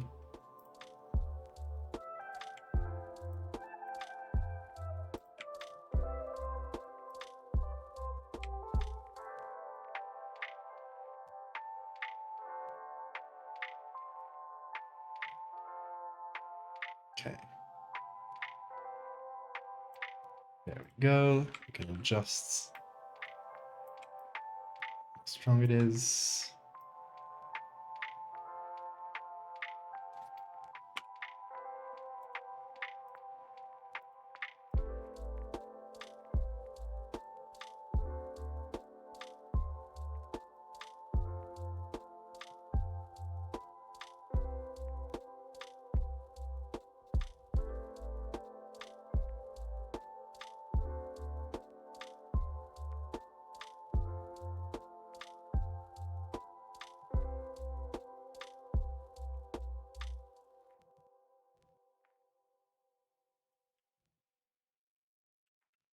There we go. That's what I call recycling.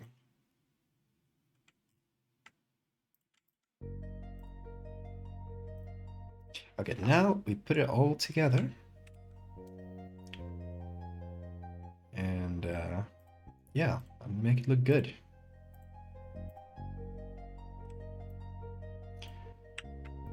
So yeah, let's fuse those edges together a little bit.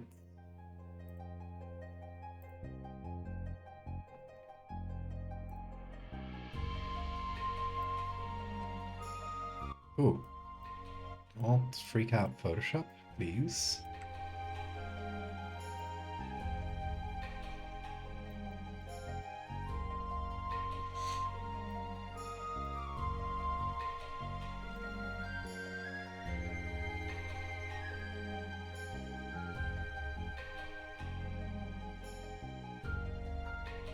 White baby appeared.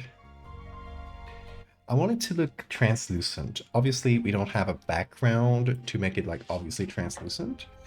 So it just has to have translucent vibes, I guess.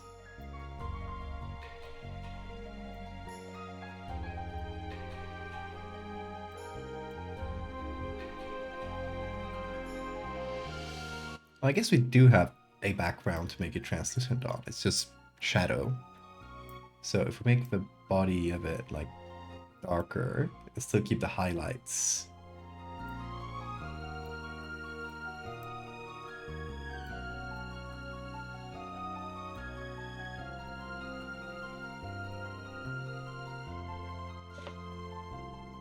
I feel like that works better. No?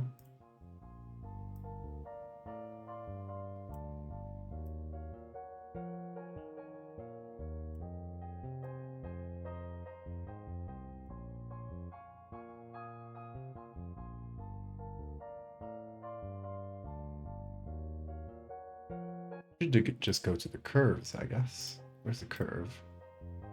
Here it is.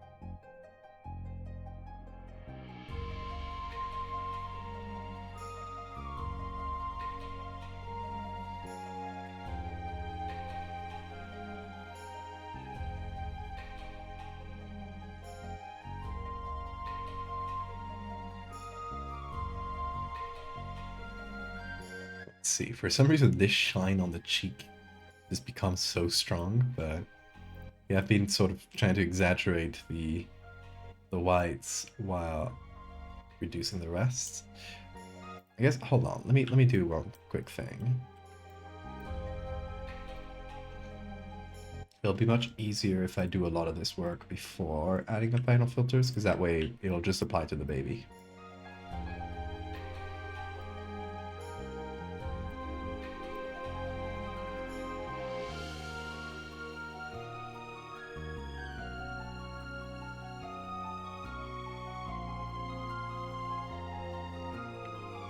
Dewy makeup look.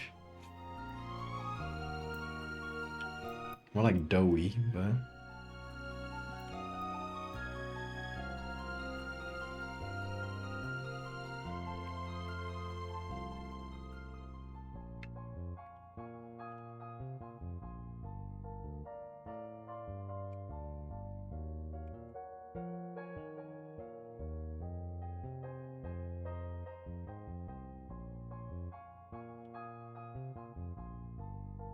I'm gonna add some contrast between the hand and the body, because that feels, you know, like there's not enough contrast.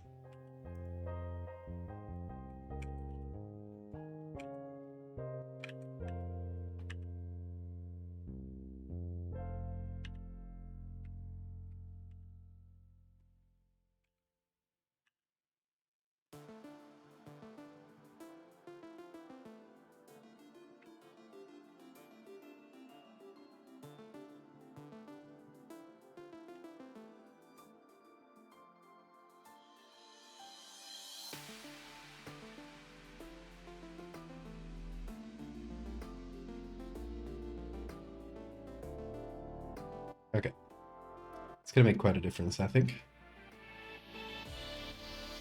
Now, when I apply the filters, it's gonna be really exaggerated. Looks even metallic. So yeah, we're gonna delete this camera raw filter. We're gonna restart it from a different start point now. It's gonna be a lot easier. Can still do a bit of this with like the highlights being contrasted, but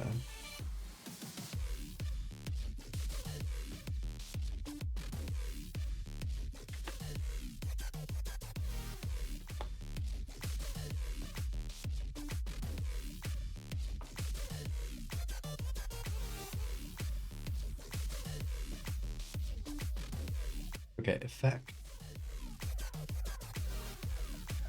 Let me do something here.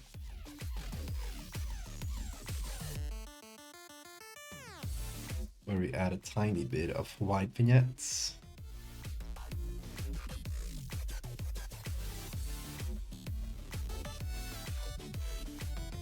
Because we have a dark background, so a vignette on top of this would do nothing. Like a dark vignette, so why not try a white one?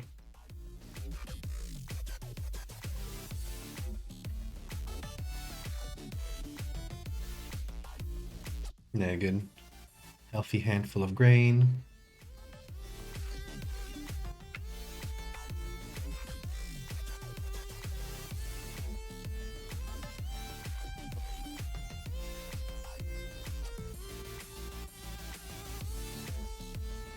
It's quite different. I still do like something from this one, and it's that it has really good contrast with the background, which we kind of lose here. We get a more translucent-ish look, but we lose out on contrast. So we can try and fix that up.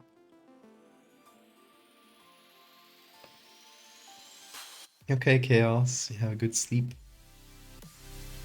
Dream well, Bean. Oh, he's cleaning, but he will dream soon. Hey, Sora.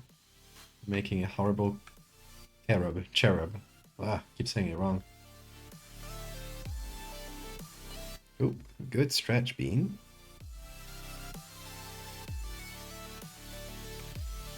I feel like the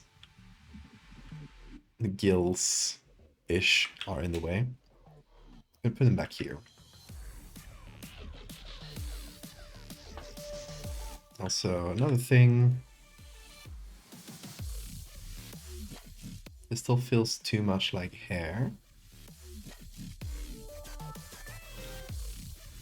Don't know if I should like cut it entirely.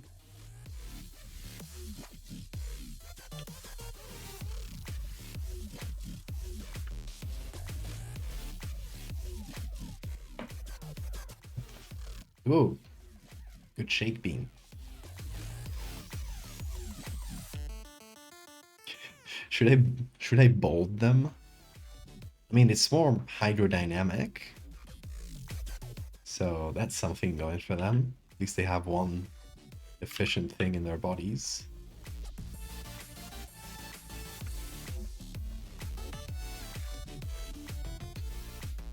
It's blubbier still, but I kind of dig it, actually. Oh, Bean. Where are you going off to? Off in a little corner, aren't we? Oh, wow, wow. If it isn't the camera.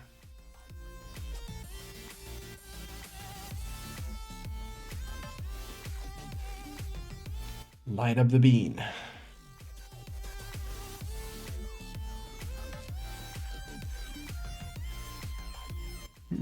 There he is. Half in shadow.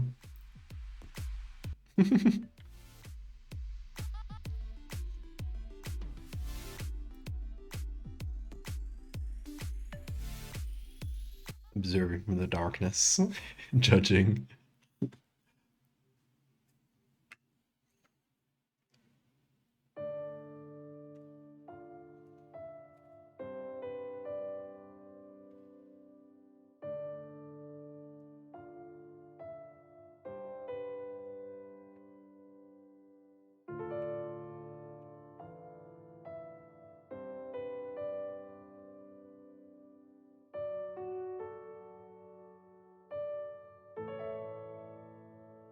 Hmm. Tall pointy heads or short heads?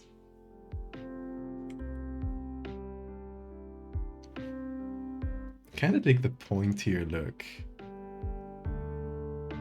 It's a very silly shape. I think it fits this absurd creature.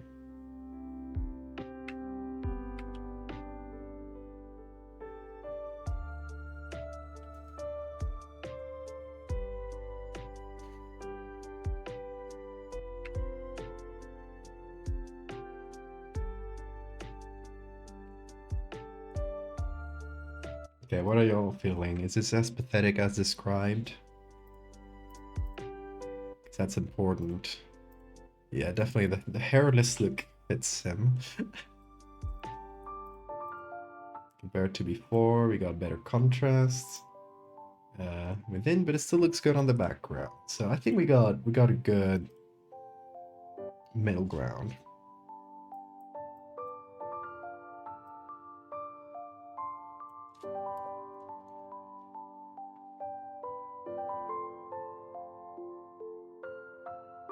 And we can still exaggerate those highlights a little bit.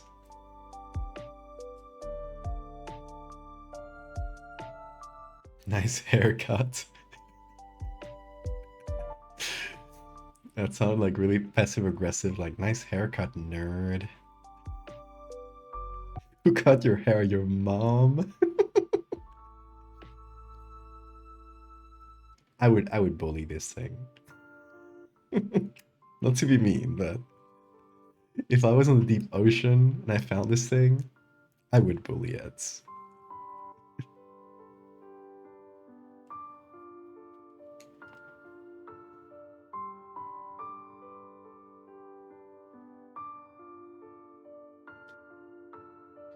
Your lunch money.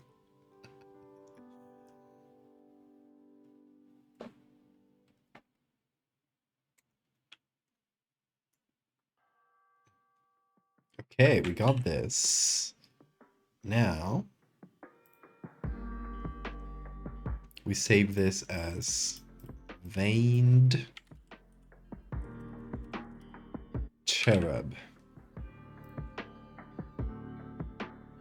And before I close anything, I'm gonna check that the marble mask is not broken, because I did make this on top of this PSD. And I might have saved along the way without realizing it was a different PSD. Yep, I did. So, not to worry.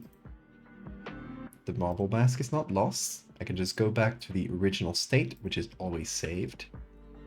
And I just save that as marble mask. There we go. Nothing was lost today. Now, let's see.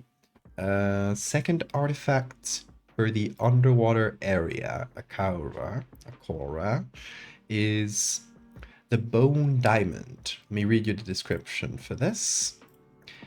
An opalescent stone belonging to a parasite that infects crabs. This strange creature extends its tendrils inside the crab's exoskeleton, taking over its body. While a crab affected by the parasite will not appear physically different, it will display strange, aggressive behaviors towards other members of its species, aiming to infect them. Capturing one such crab and removing its shell will reveal the glimmering diamond inside, created by the parasite much like a pearl. So this is like an idea that's actually earlier than my medical horror take on this, on the Saculina parasite. So the inspiration is the same, but I wrote this earlier than making those two pieces, which is funny. It's kind of goes back. These things kind of go backwards sometimes. But yeah, the spine barnacle, if you remember, that's based on Saculina. And it also does have a bit of bone pearls in it, I guess, although that's coincidental.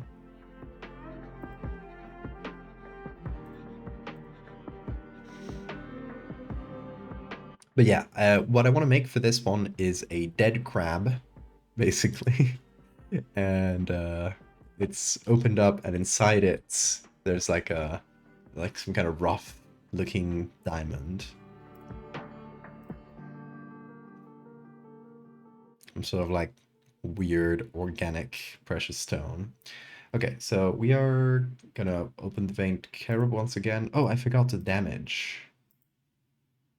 Don't care much for dust and scratches for this one. Can add a bit. Oh, Bean.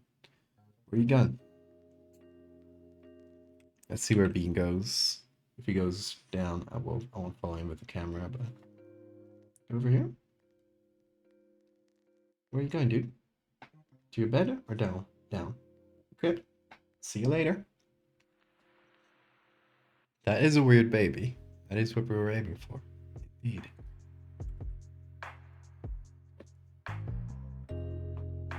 Okay, what's up with this texture? It doesn't barely shows up. No, it is here. It is here. Adds a bit of damage.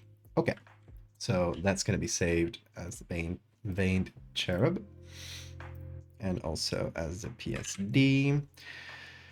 And with that done, I'm gonna remove everything except for the damage in the black and white. And Bean? Shh. No, you can't buy that. That's paper. Those are actually important papers.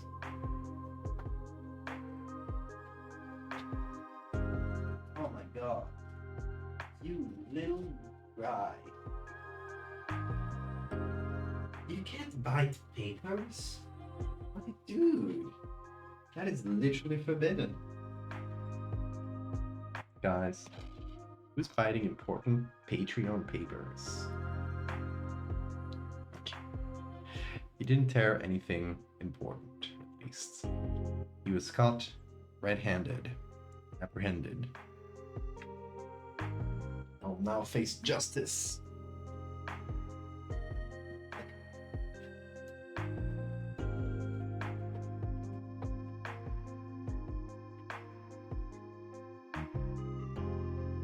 Look.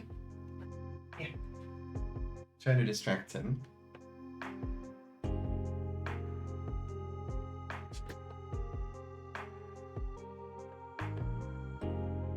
Threw him a toy.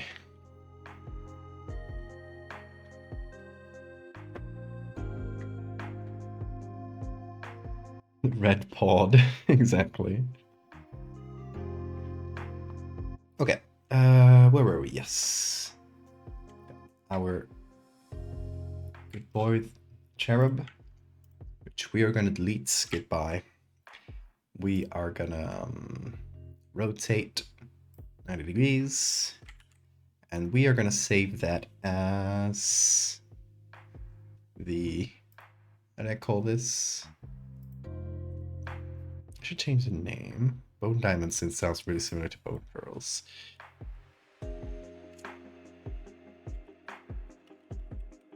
We'll call it crab diamond for now.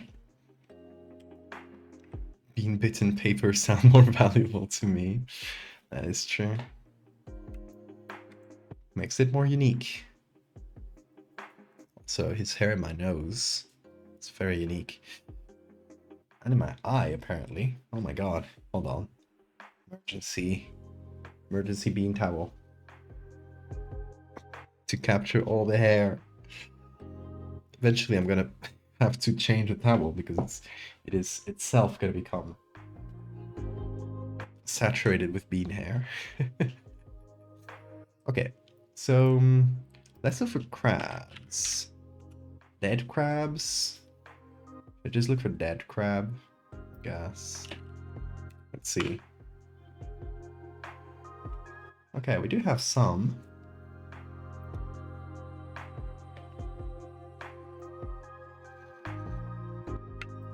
See, this here is not bad.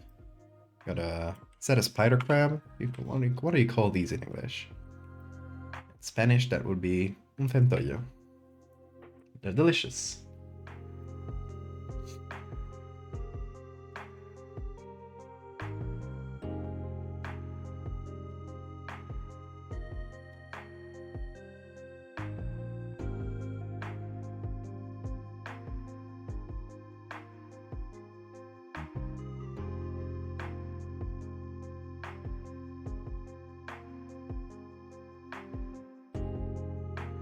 And that is my tea.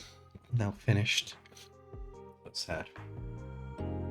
Okay, now I'm getting live crabs. Okay, I kind of want the... So I like this one as a base. It's a pretty cool picture. But I want the open shell of a crab, basically. I want to have an open space.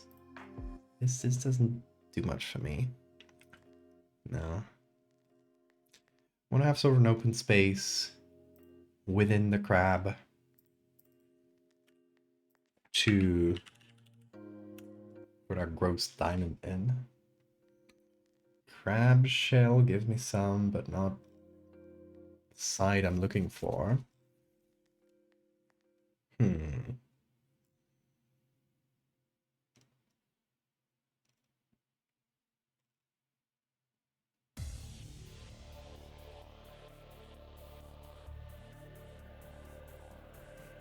It's all hermit crabs, I guess.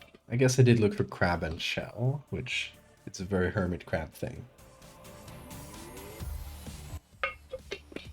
We do have some dead crabs, but... Crab boil. That is true. I mean, that's just a pile of stuff, but... But yeah, when people eat crabs, often, at least in Spain, they'll often have the upside down head that you make a little sauce in, essentially.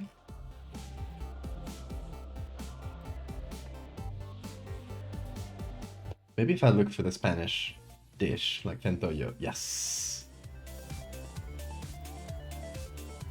Okay, so I'll show you what it looks like. This is not in the free part of this of Adobe stock.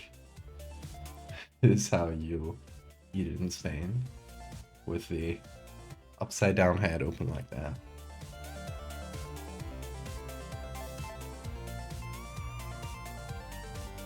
But I guess it's not working for images, unfortunately.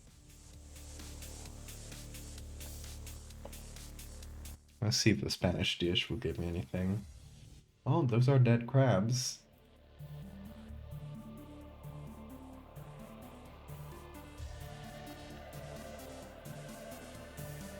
At least these are upside down.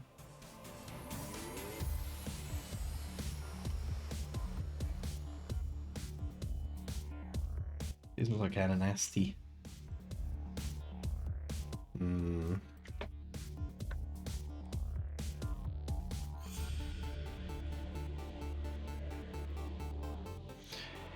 What's the... Is there an equivalence to this dish in English? What would you call it?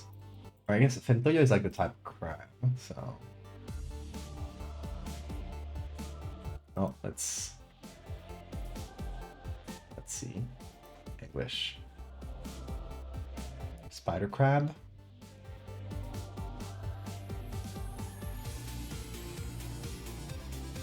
I guess if I look for a spider crab, I'm not gonna find a lot of people eating it, right?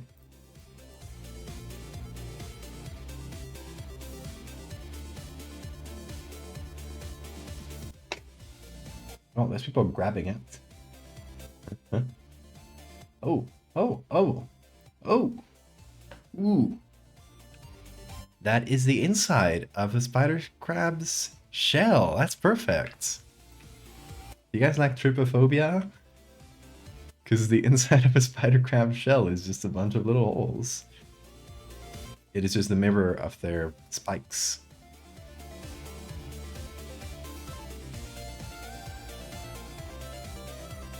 So yeah, that's pretty much perfect. Couldn't have asked for better spider crab here.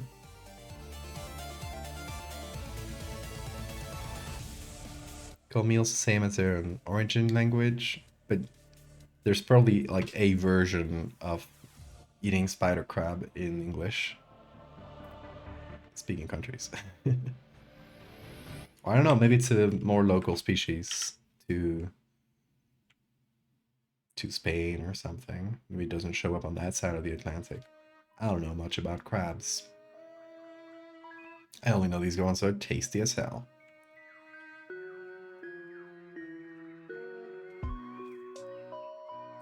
If you ever get the chance to try spider crab, do it. It's great. It's like eating a spiky beast. It's big too. There's enough one spider crab, you can feed a whole family with that. You don't eat spider crabs there? Shame. I guess, yeah, Americans... I'm probably gonna get shit for this, but Americans don't know how to eat seafood. I'm sorry, but maybe lobster with, like, butter and strange things like that tastes good. But the pleasure of pure seafood that's been boiled in salt water, it's just so good on its own. Like, I feel like it's one of those foods, a lot of them, like obviously that doesn't go for all seafood, but most seafood is one of those things that is so good and just incredibly tasty on its own, and cooking it with things, like adding a bunch of things to it, kind of ruins it to me. Just be purists, but it actually tastes better on its own. Americans are freaks from weirdos. Some things, yeah. Seafood is not good in your opinion? Wrong, but that's okay.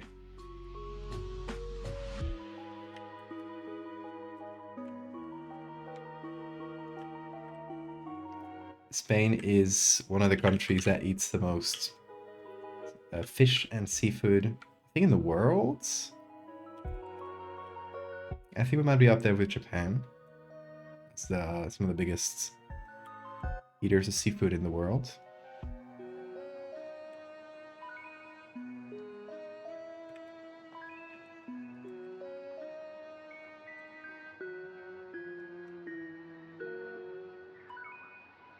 Yeah, with Sora, y'all gotta come to Spain. Try some good seafood. It'll change your perspective.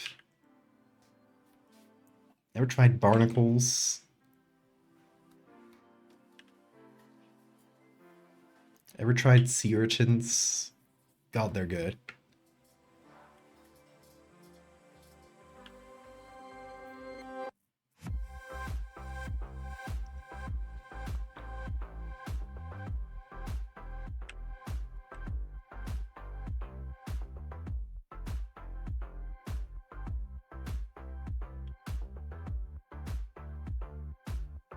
I like shrimp. I mean, who couldn't like shrimp? I think it's impossible to hate shrimp.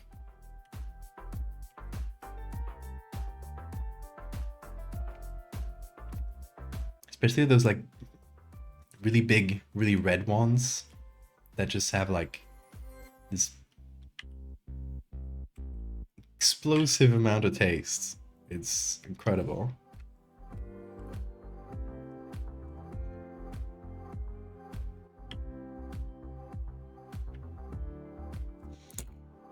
What's a scallop? Hold on.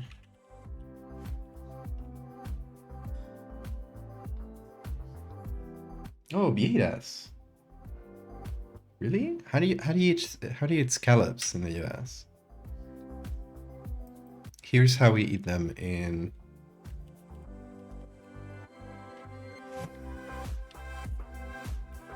Spain. There's a few different ways to eat scallops. This is the Galician version, which is put in the oven with a mix of how do you call it, like just bread, powdered bread, and like ham. This is a typical one, powdered bread with like garlic and ham. But the French version, The French version is my favorite. It's just with cheese. It's just melted cheese on top. Absolutely beautiful. Delicious.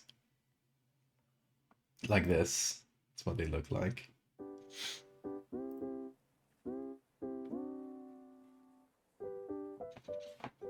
You get one bite of grip, you throw up. Never had grit in a scallop.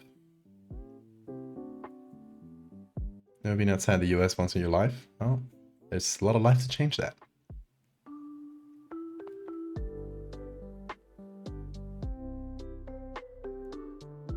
Oh, scallops are every type of clam?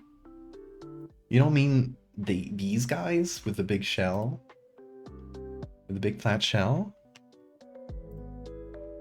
So scallops are not just these guys. Whoa, that's a big link, Lilith. Is usually how I see them prepared. Oh, just on their own. That's kind of sad, actually. I like having the shell. You know what we do at home? We cook scallops from time to time at home.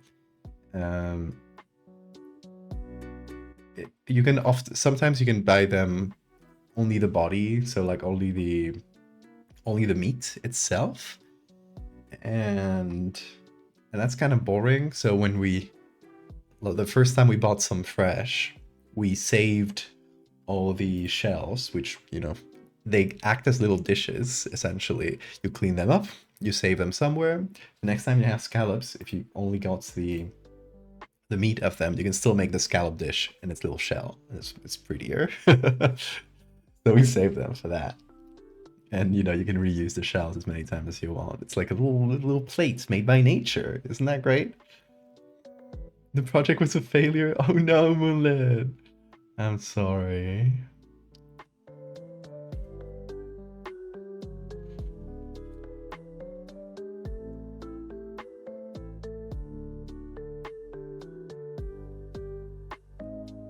You always had a tiny bite of sand.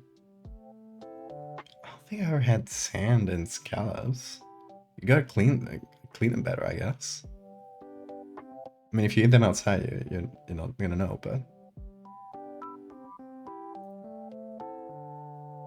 The update that supposedly fixes the part snapping doesn't actually do anything? Oh no! Had the same effect. I don't know how to code enough to fix it for real. Well, thank you so much for trying, Moonlit. I appreciate the effort lots. Hopefully someone can find a way to do it.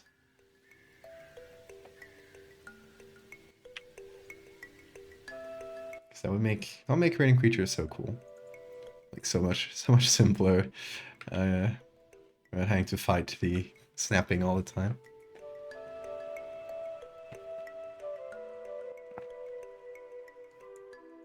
Clams and scallops. No, clams and scallops are completely different things, right? A clam looks like this. They're very small. They're roundish. And a scallop has this very large flat shell. And it's really meaty. Like the meat of a scallop is just dense, consistent. It is very different from the meat of a clam, which is slimier, I guess. Also, like, they're very small. Most clams, I don't know if the US considers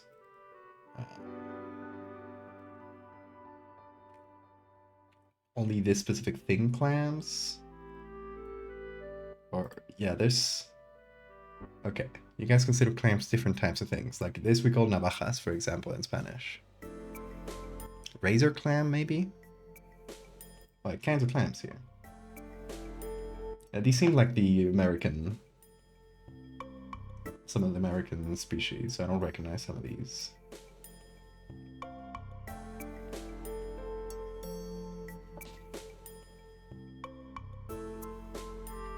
Yeah, if you ever go to the north of Spain, you have to try Percebes.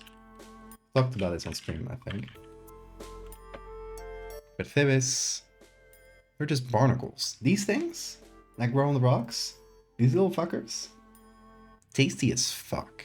You just boil them in salt water, or, you know, water with approximately 7 grams of salt per liter. Just boil them in that, and you just eat them like that. Okay, so let me describe how you eat these. You have to use your nails and put them in between the shell and this part of the body. You do a little tear and then you pull, and the black, like the sheath, will pull off completely, and inside here is like the meat, the body, and you just eat that, throw away the shell. It's like eating sunflower seeds, but they're seafood, and they're addicting. Yeah, like once you start, you can never stop until the plate is gone entirely. Unfortunately, they're getting quite expensive because overfishing. But when I get the chance to try some, delicious.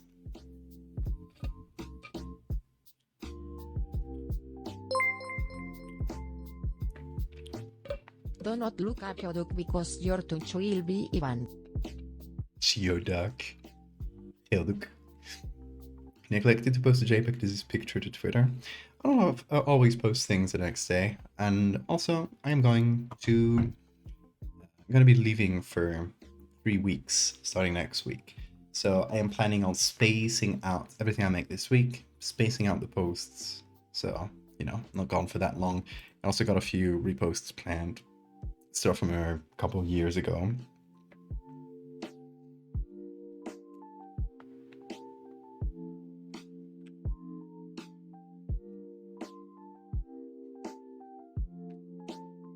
We see it on stream. Yeah, I'm gonna show you. I'm gonna show you the JPEG disease because I did make some post-stream edits. You know, yesterday after stream, I tried to wind down, but I couldn't sleep because my sleep has been just a little messy these days, and I decided to keep working on the JPEG pictures because there were a few things I wasn't that happy about.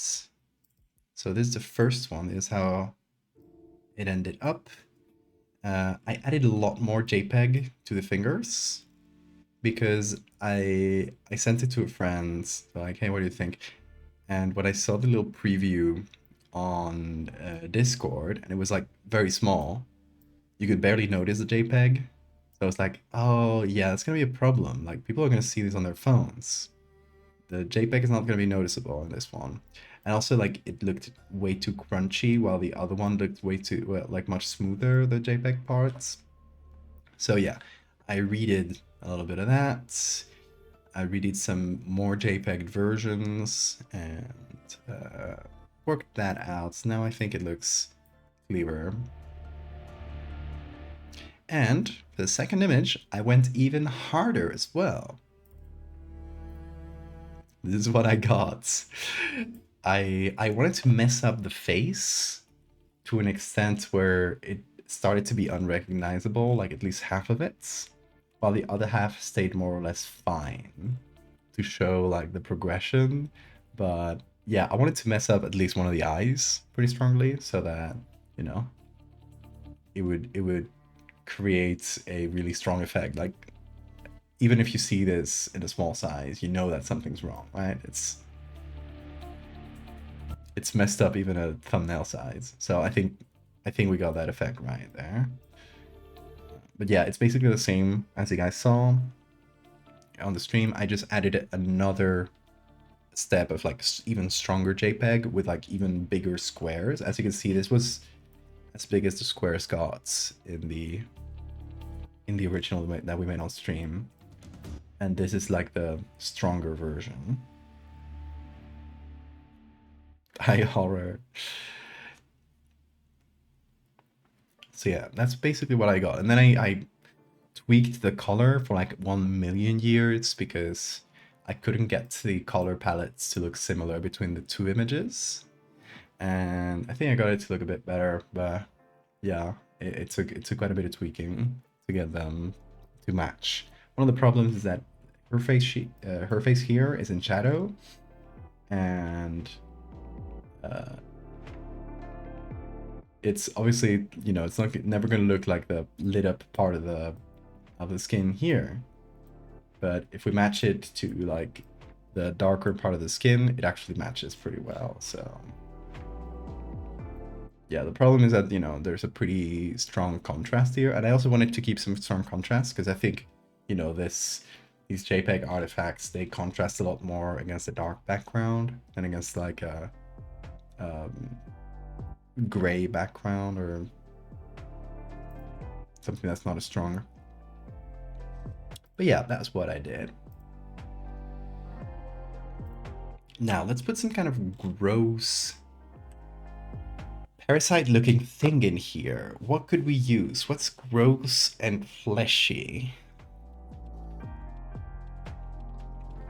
We want to use as a base, right? I want to have like the parasite as being growing inside this thing, and in the middle there's gonna be this weird stone. That's the quote unquote the diamond. We could use sea urchins again. Fungus. Some mycelium maybe. Let me see what I got in my resources folder. Do have a lot of fungal textures. Mushrooms. Oh yeah, this was, I think somebody sent this, a picture of this species of mushroom to, or slime mold probably, to the Discord, and I found it, and I took some and I found some free pictures of it on iNaturalist, which I downloaded. This might be good. There's a weird slime mold thing that just has a shape. That might have been you, Sora. I don't remember who sent this to the Discord. Not this picture specifically, this species. Was that you? Yeah.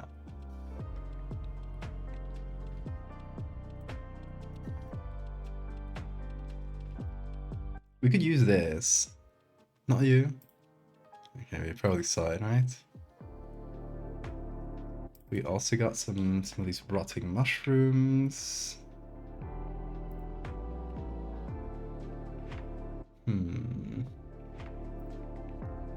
Trypophobia mushroom, but we already gotta have a texture with a lot of holes as a base. You tried identifying it, nice. So it was you identifying it that got me to look it up on iNaturalist and get pictures of it, so thank you for that. Yeah, let's use it as a center where the stone will be growing.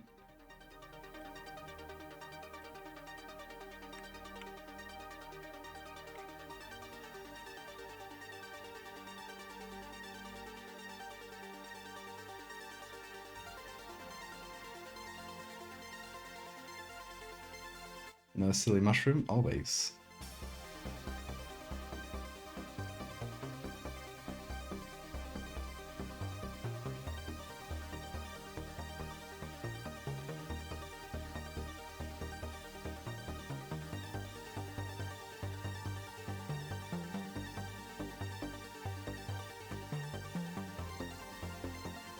Pistulina? Well, that sounds like it's gonna look gross. Okay. Ooh, it's red. It's red and fleshy.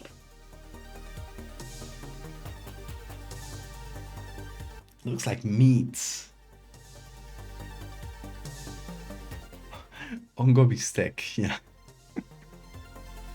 This is literally, people call it, name it after meat. That looks so meaty. Like if I see this in a low resolution, I'm thinking it's the cut of meat.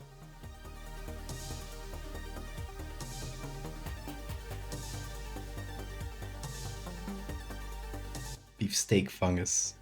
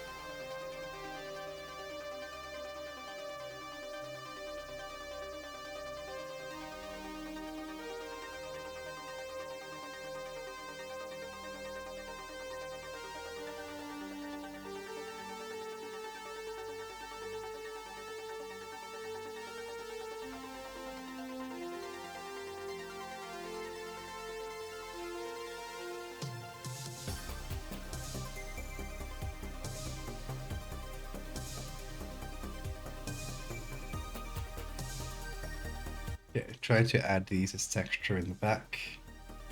And this one as a sort of main one. And the center. Looks like a pine cone, kind of. Okay, the important thing is finding a cool stone to put in here. So if you guys haven't seen the description that I mentioned before, this is essentially like a pearl, but it is created by this horrible parasite that takes over the bodies of crabs. Much like Sakhalina does in real life. But yeah, other than controlling these poor creatures, they also create a very valuable gem inside of them. Apparently beefsteak mushrooms are really underwhelming to eat. That's very funny, actually. Hi, Laos. Kinda looks like a flesh pine cone.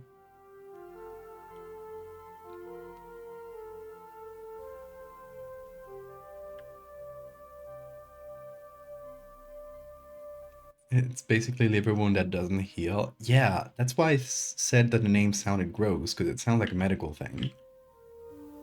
There's literally a parasite that we can get called Fasciola hepatica, so really similar. And it gets into your liver, creates little tunnels in there. Cute little thing.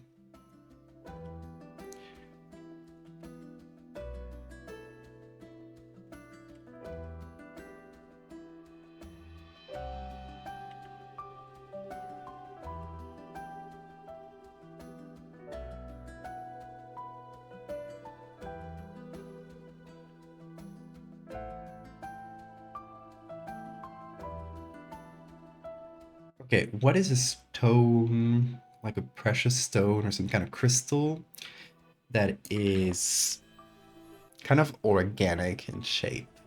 That's what I want. Maybe the ore of some higher metal. What do you guys think?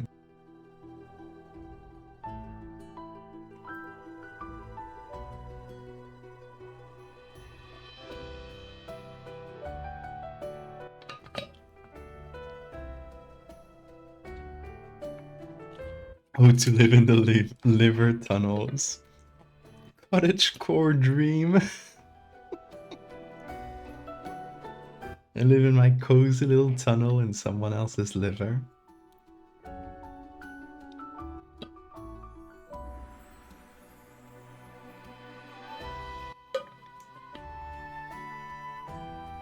We're doing weird growths today, yes. Hey, VJ.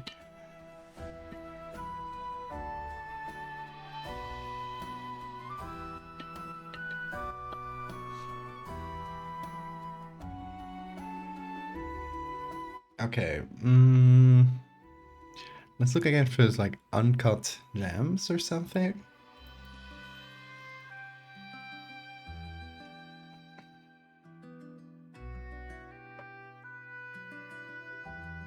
Here we have a weird crystal. Oh, this one is shimmery, but obviously that doesn't show in the black and white photo, so it's not something we can really use.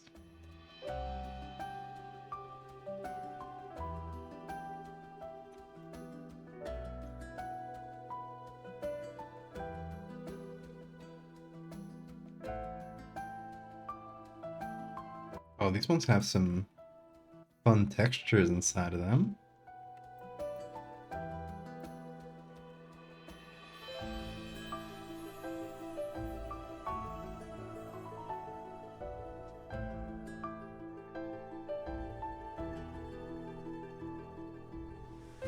That's another pretty good one, but maybe too geometric.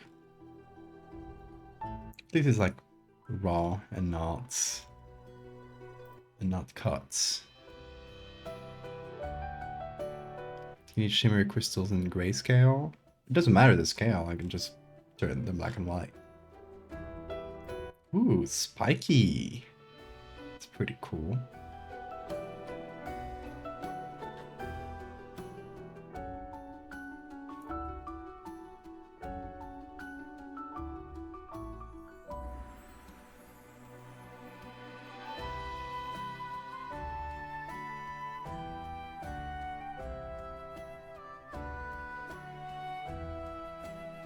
Okay, let's see what these look like when put inside the parasite. This one maybe I would reduce it in size, so I don't really know.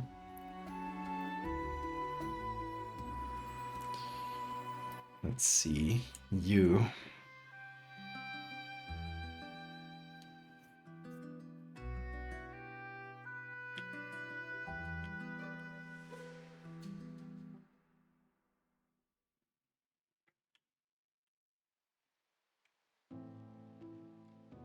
This one, honestly, is the first one that appeared, and it's still my favorite.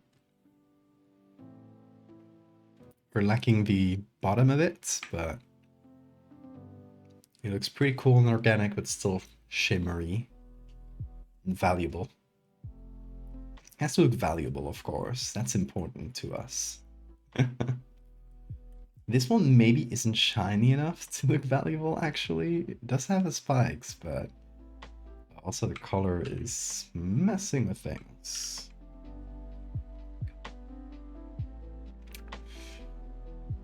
Yeah. Doesn't look too precious. I need something shimmery.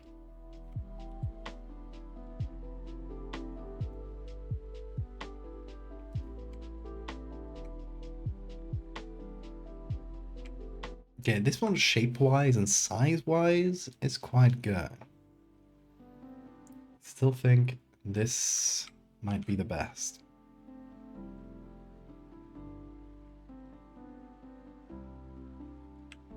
Good night, DJ. Thank you for popping in. How does this one look? Let's see. Oh, too much of a close-up.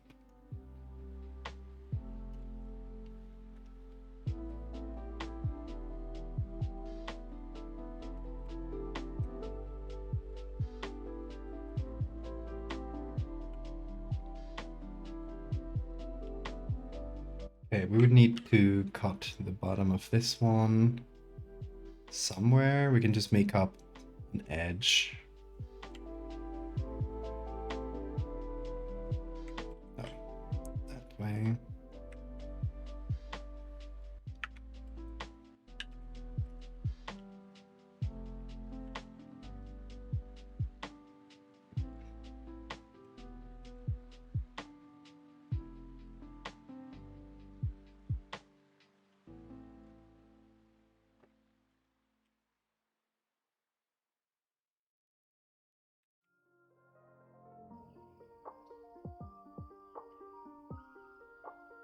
This one works with the shape, pinecone-like shape of this too.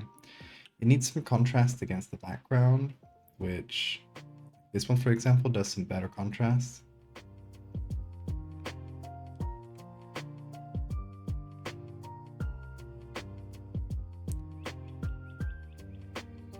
So maybe just lighter in general.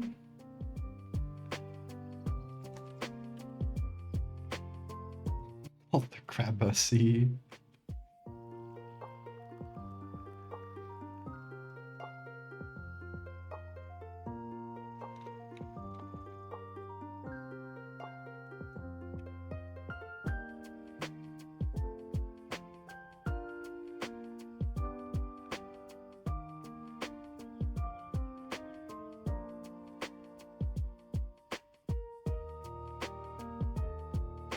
Okay, I want to make it feel like it's embedded in there.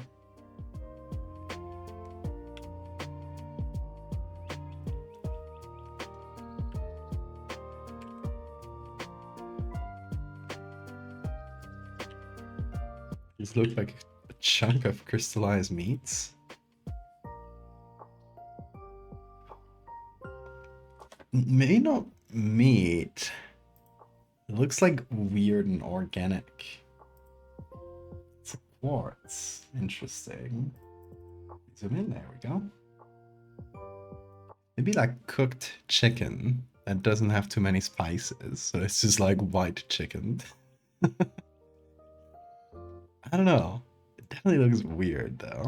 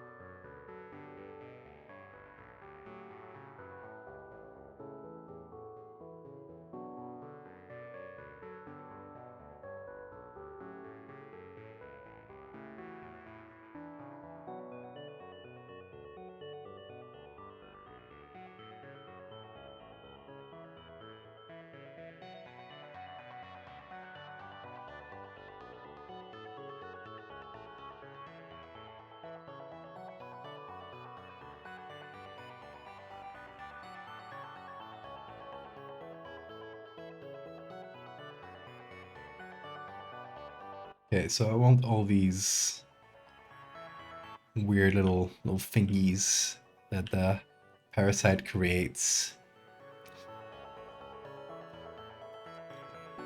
to feel like they're sort of grabbing onto the crystal.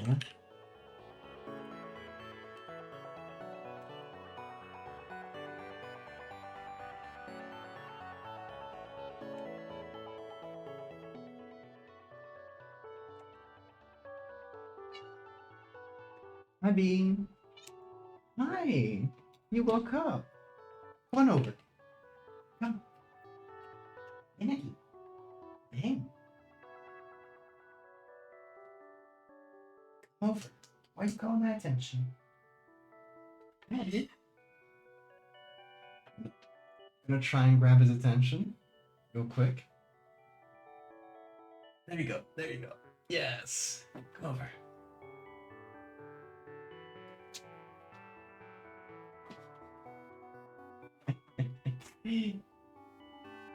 Come over. Yeah. Grab you.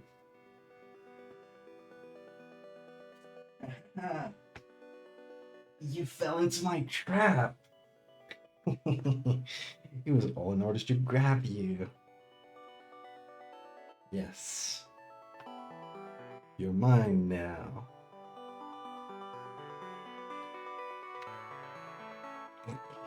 What? You're gonna go down? Yeah. Yeah, you do.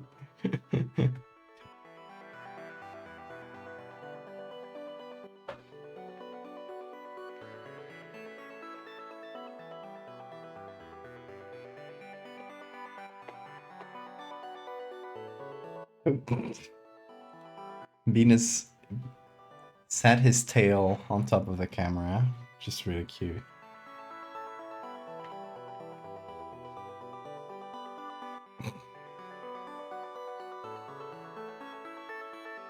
Here he is. He's looking at the cable of the camera. Really, really interested in buying that, I think. You don't look at that. Don't mind the camera, Bean. Photos of my favorite Flickr accounts. The bee survey.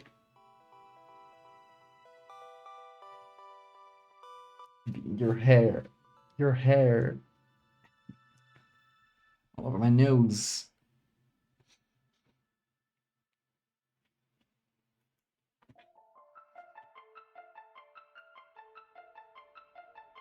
It is a bee inventory.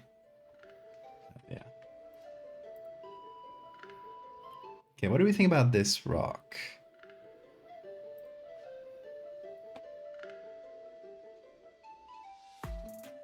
Still not sure. You know what? I'm gonna try this one too. I like it less as a rock, but I think it might work better though. It is a little bit out of focus here. Ooh, that's gonna strike a point. Bean, you are on top of my tablet. You want to make it hard for me, right? Yeah. He's giving me Photoshop hard mode. That's fine. That's fine. You can just stay over here. I'll just work on the left side of the screen. You think you can contain me, Bean? You think you can stop me?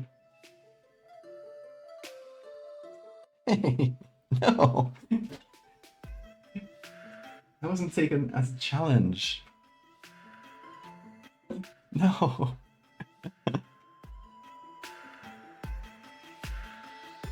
Cables are not for biting. You get that?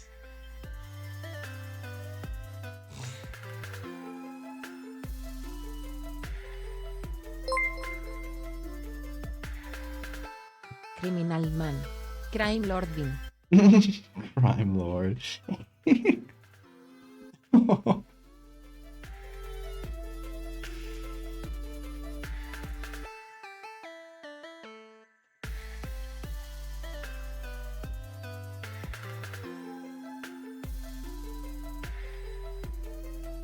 Oh.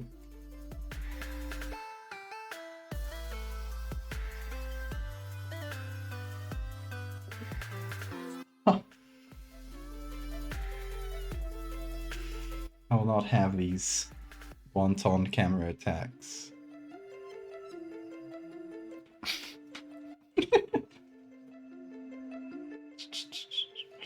No.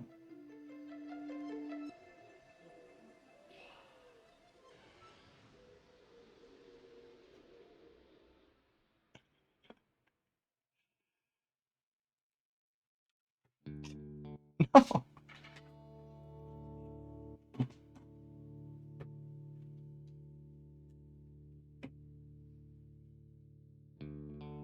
Dean, I swear to God, if you one day break this camera by biting on the cables too much, I will buy another one. I can't say no to him. Oh, where's he going? No, no, no, no. Okay, he went down.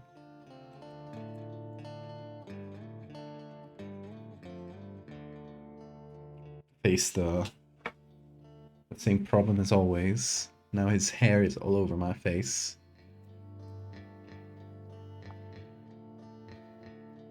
I'm gonna wipe it away again and again. It will come back. It's an endless fight. I gotta, like, every time I scratch my nose because it's itchy, because or not itchy, but it's, there's bean hairs annoying me.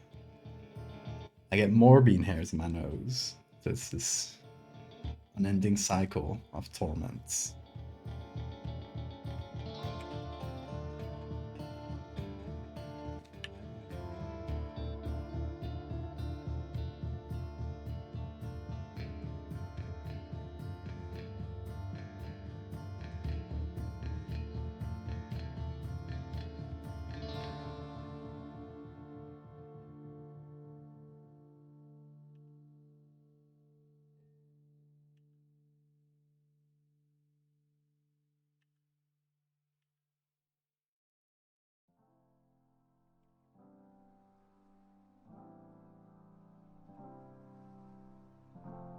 What's that bean? Big scream?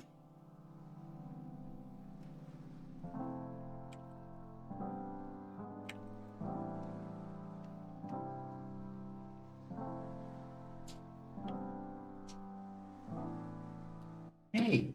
No, no, no, no, no, no, no. No, can't have that.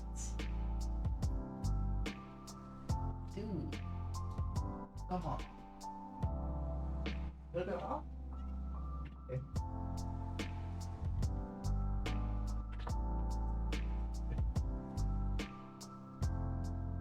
So he was trying to eat the rug. He found a little corner of the rug where one of these strings was out, and he started pulling on it. So he's like literally starting to destroy my rug. I hope he doesn't keep doing that, because that would be bad. End up doing some real damage to that rug.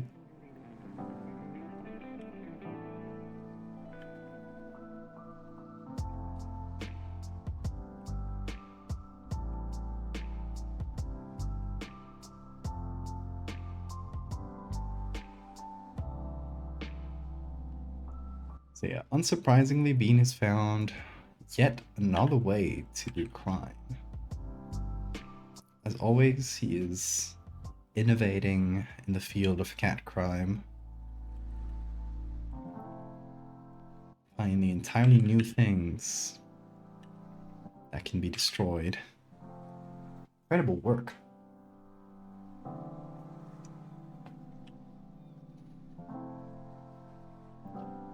Okay, so this crystal works much better. I like it less flashy, I think. But it does work much better, so I'm gonna go with it.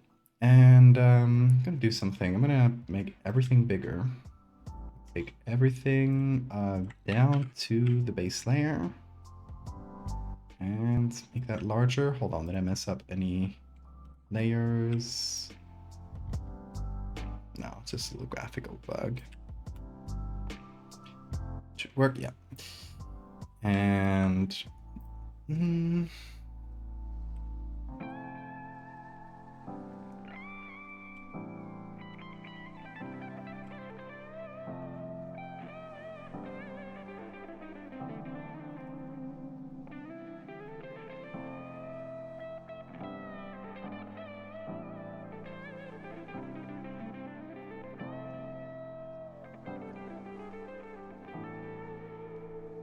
Okay, so in the original photo, we had the beach kind of blurred in the back, which I did enjoy. So we can probably trick that. In this photo, we can just get the beach down.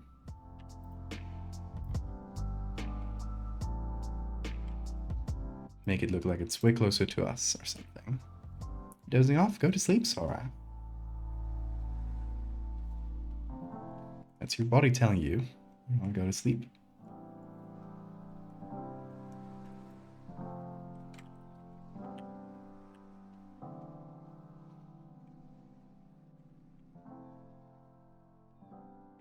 Good time zone, Sora.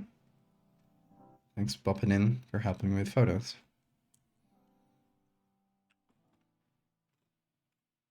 Okay, we got our disgusting crab amulets. Crabulets?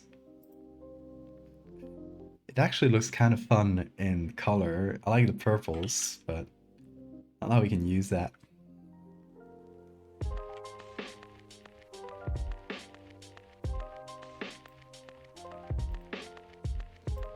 I'm trying to help out. Oh, you did help out. And just the other day, finding the name of the species that we ended up using here. It's a chain of events.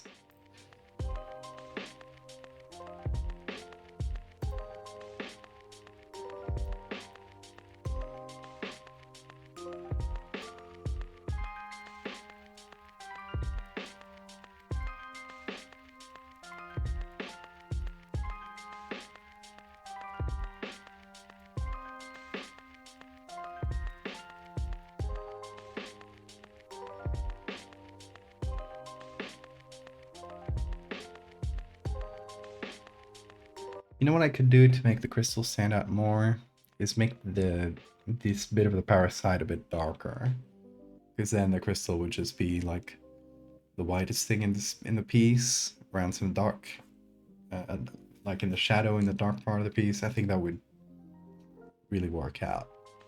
So we're gonna do that after I just figure out the filters and stuff. It's not much to do. It's just adding the usual amount of grain.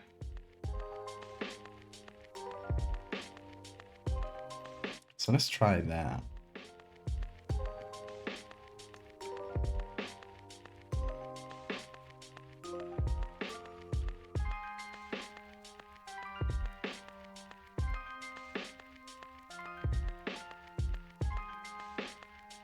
So if we darken this bit,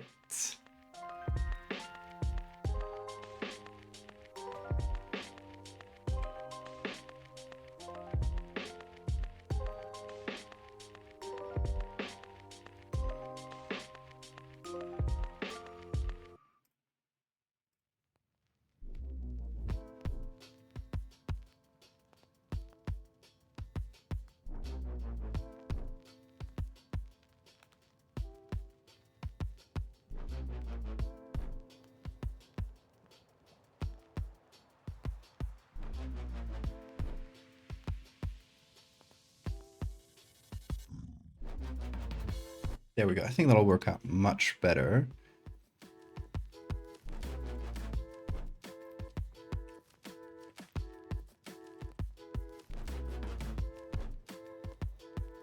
Let's see.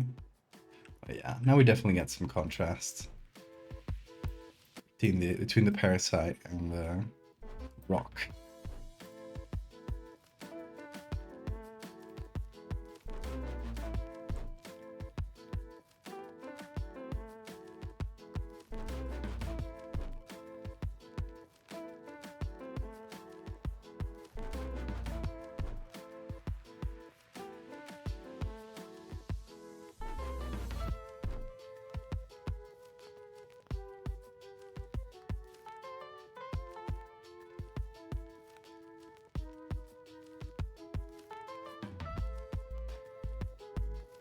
One last little thing is that maybe I want the inside of the shell to just be darker in general.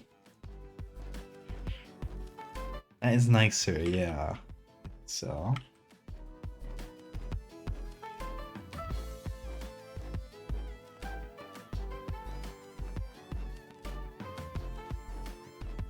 So I guess I should delete the layers I didn't use.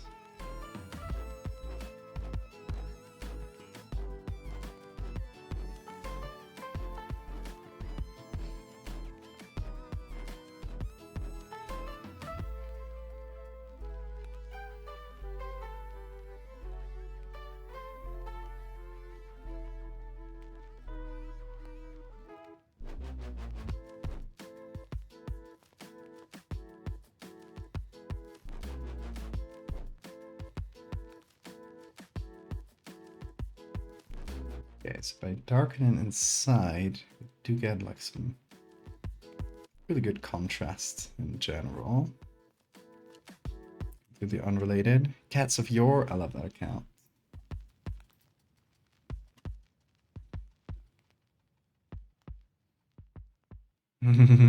That's a very good cat. Top tier cat of Yore.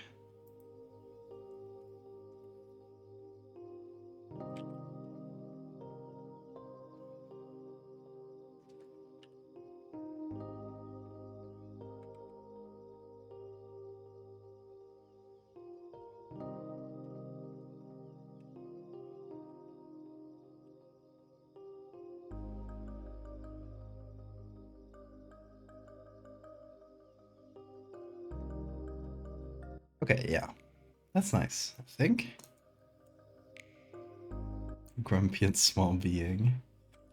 He looks so sleepy. He doesn't look grumpy.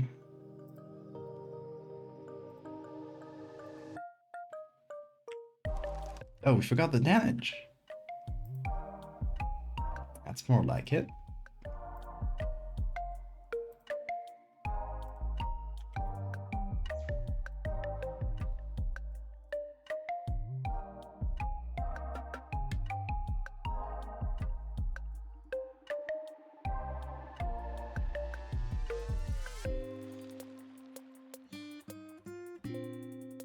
Now we got it.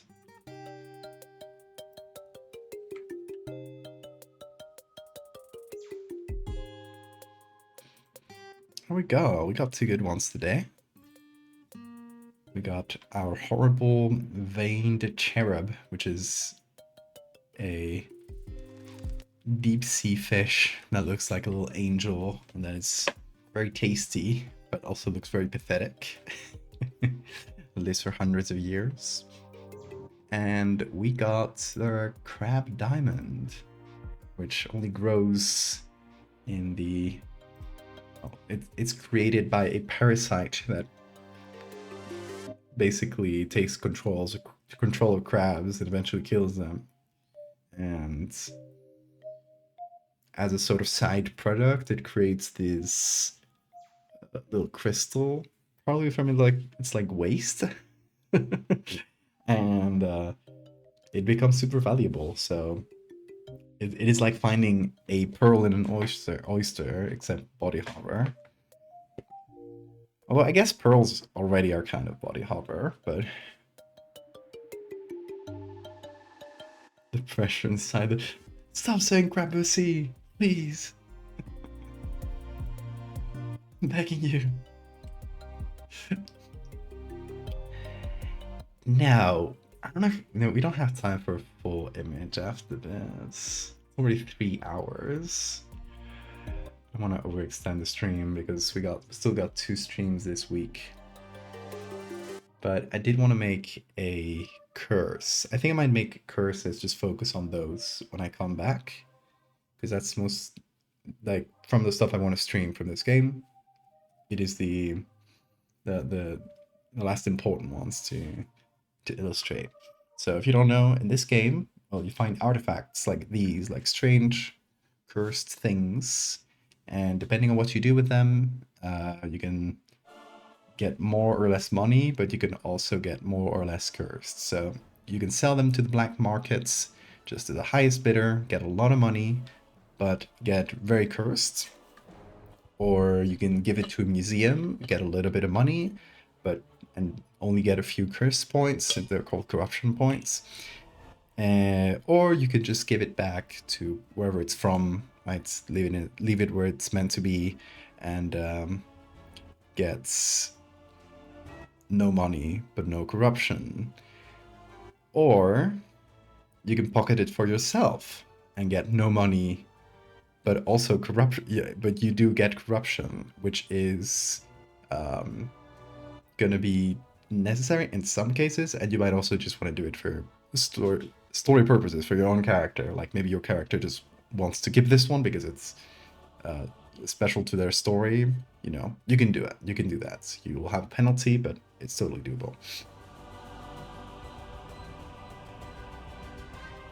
But when you get enough of these corruption points, you get a curse. And as with many other things in this game, a curse is randomized. So there are 20 curses you can get.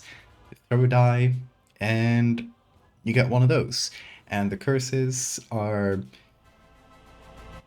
just a bunch of different things. Many are body horror or medical horror things, but they do have an effect on the gameplay, as well as, you know, having an effect on the story. You gotta try to incorporate that into the story as much as you can. The grox, we're gonna do grox tomorrow. The pancussy, stop! The crusty crab. Incredible. I can't even be mad at that one. But yeah, for the curses, just like the other random tables that you'll be able to get stuff from, get artifacts and locations and stuff, I want to illustrate a couple of them, or maybe more, because curses is kind of a special one. So one of them, for example, that's the one I had for today if we had time, but we'll see. I think maybe we can have time for this, because it is a fairly simple edit. It's called Knitted Flesh. Your fingers fuse together as though you never truly had hands. Your fingers are lost, now a solid flipper at the end of each arm. And the gameplay effect of this is you can't use your Winchester, which is a rifle you can buy, or the harpoon gun. But you know, you also have no fingers, which might affect the story in some unexpected ways, which might depend on your character completely. It's like completely up to you and how much you want to incorporate the curses into the story. But yeah, your fingers can just suddenly fuse together. So that's one we could illustrate, honestly. Like fingers fusing together, just having a hand, like choosing a picture of a hand that has the fingers already closed like that, and just eliminating these. It shouldn't be too hard, right? So just like yesterday, hands. End up doing a lot of stuff with hands, don't we? So let me open, well, the veined carob. Why not? Because we made that today. And let me keep only the important bits.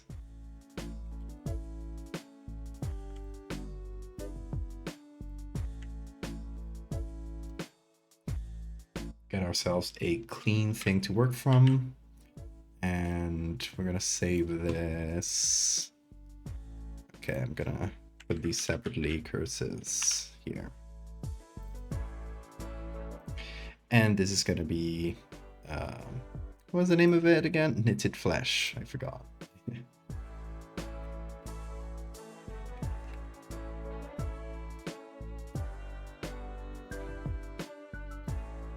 Lego hand, yes. There's one that's really silly as far as curses go, but I thought was fun because it's both body horror and just silly. So it is one of the few silly bits of the game, I would say. The curse is called Butterfingers, and the description is thus: your flesh becomes as malleable and slick as butter. Holding tightly onto items has become impossible. The effect in gameplay is, upon picking up an artifact, throw a d4. If the result is 1, you drop the relic, destroying it on impact and gaining 1 corruption. Its pieces may be glued together and sold for half of its price rounded down. You essentially have a 1 in 4 chance of just fucking picking out an artifact and it slips out of your hands. And it's called Butterfingers. It's very stupid. It's literal Butterfingers.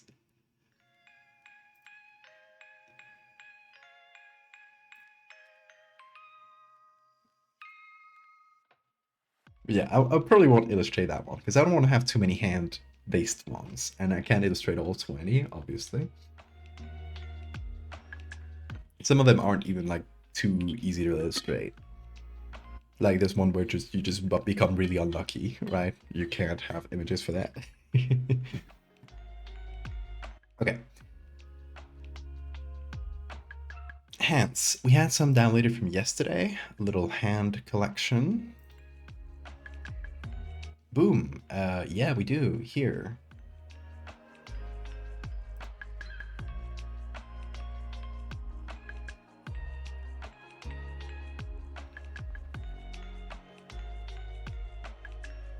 Okay, let me use that one. It's gonna be good. We also got this, but no together fingers. Nothing useful for us. It's gonna be the same hand as the JPEG, but let's call that a reference. Okay, so maybe we can use this one here. And we can do both. Since these are pretty simple edits, I don't mind that too much. And God, these are so big.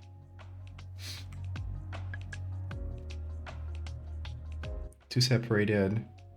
Okay, we can do this. They're too stiff, they feel like.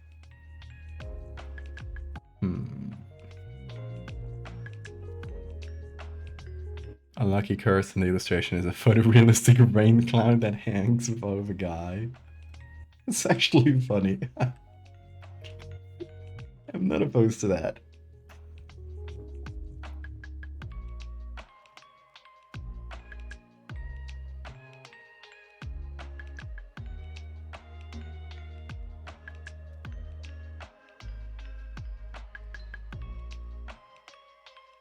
Right, I guess we could use like this perspective. Shit.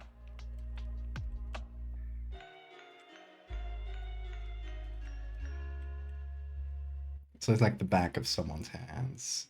Or, you know, oh, this works. That's silly. Of course this works.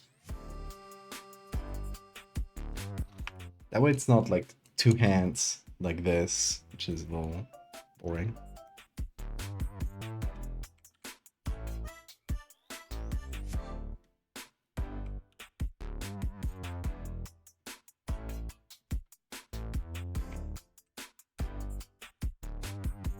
Get some good contrast on those hands.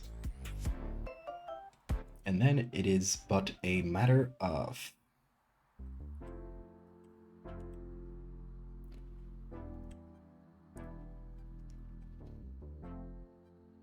removing the spaces. Simple as that.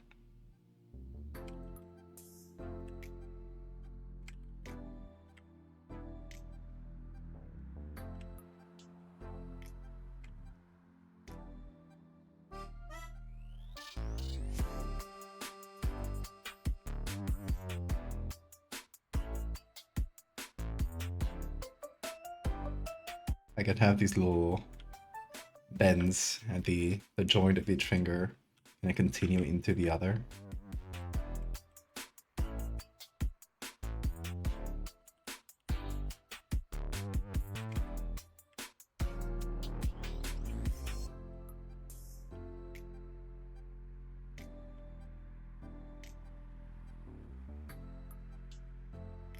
And in these cases where the joints are lined up, it's a bit easier.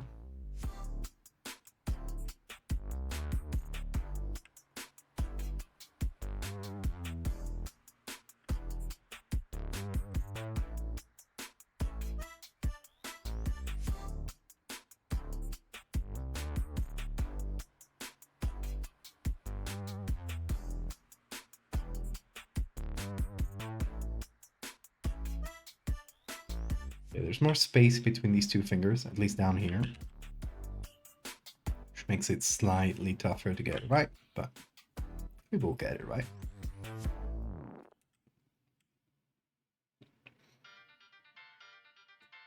You with the rain cloud, please help me. The drought is threatening my crops. The rain cloud stopped raining, but still stays there. I love that. It's just, the curse is not even like an angry god or something. It is simply a very annoying rain cloud. It just wants to fuck with you.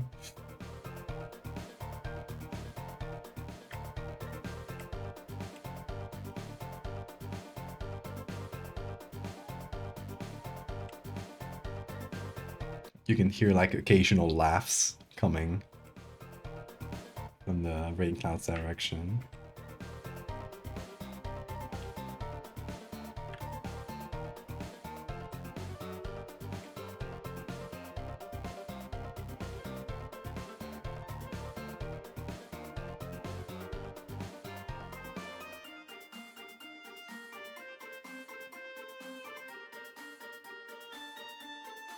Should I just line up the joints?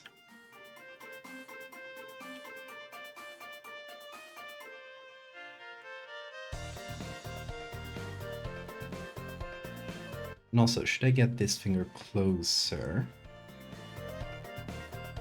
Could try.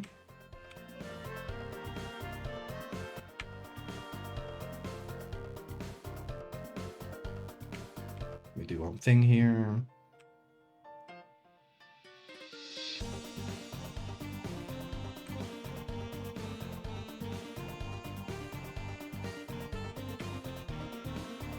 There we go.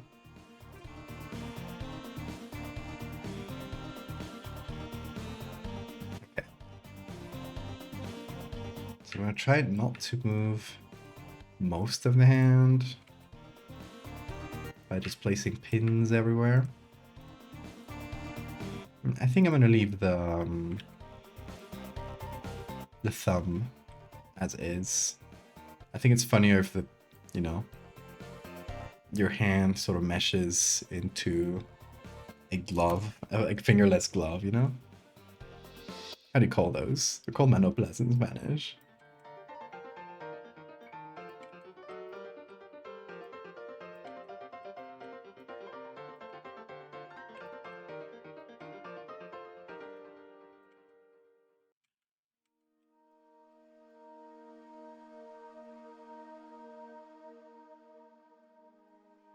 Why is it doing this?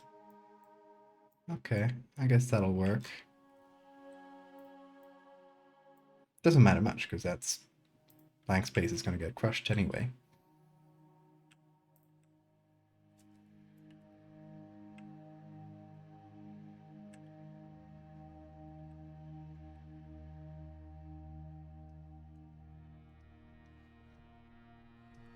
Laugh track when you stumble, crickets when you talk.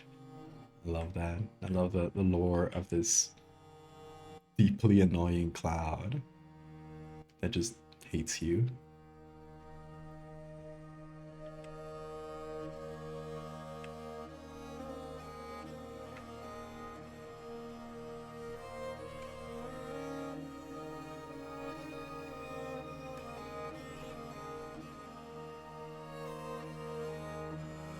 Mittens, that's the word.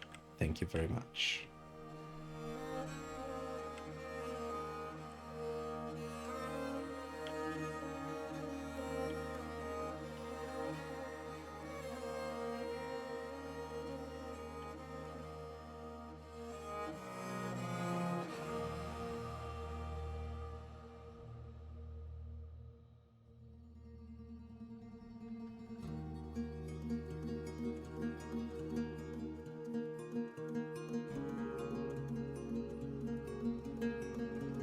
Okay, I think I'm gonna bring down the bend here so that it actually matches among all fingers.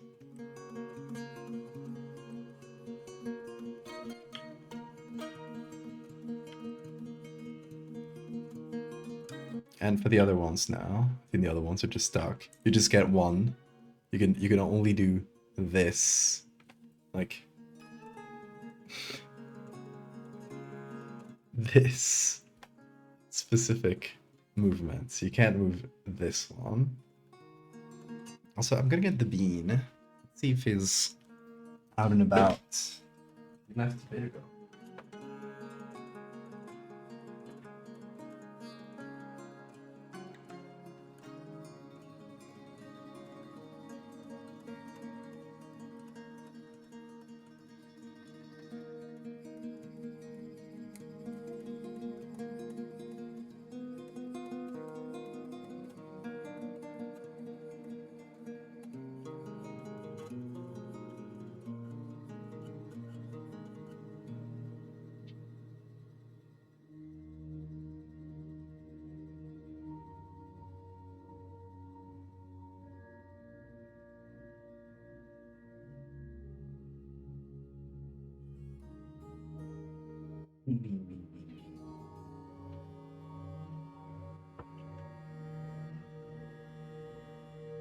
Good puzzle. He was indeed out and about. We got him. He's back. The boy himself. The one and only. Being grabbed. He's purring.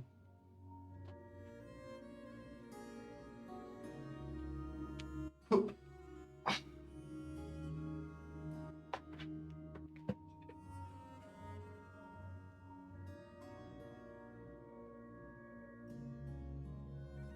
Ow.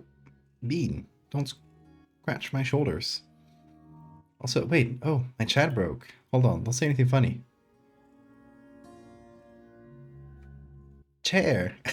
That's what I missed. I missed the word chair.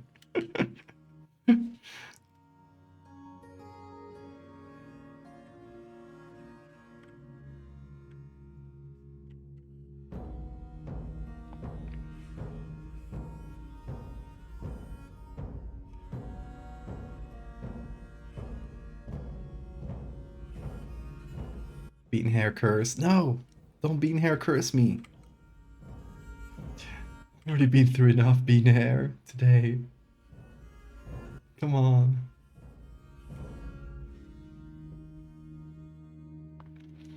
Well, it is going to be deep Valdevia lore that the person who's got the knitted flesh curse in Dreadfarer is the same person who got JPEG'd.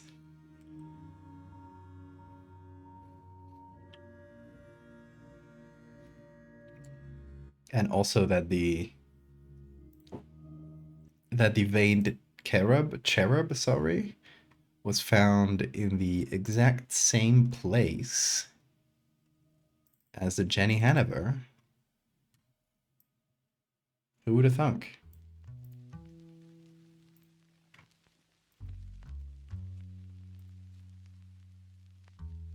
Bean. He's grabbing me with his little fingers. Yeah, kiss.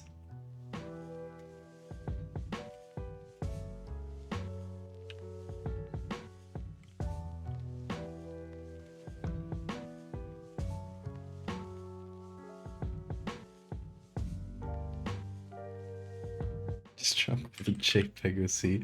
No. I can't just say anything I do and then Uzi.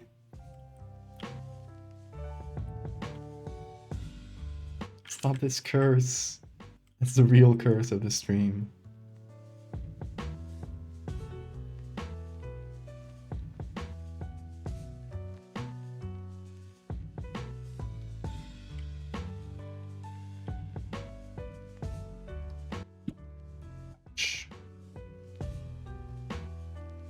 First scene. No.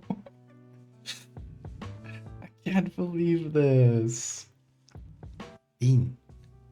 He's every time he does that movement, he's digging his claws into my shoulder deeper. Come on, dude. Careful with that. No, those are sharp. Yeah, dude, those are sharp. That's how they make them.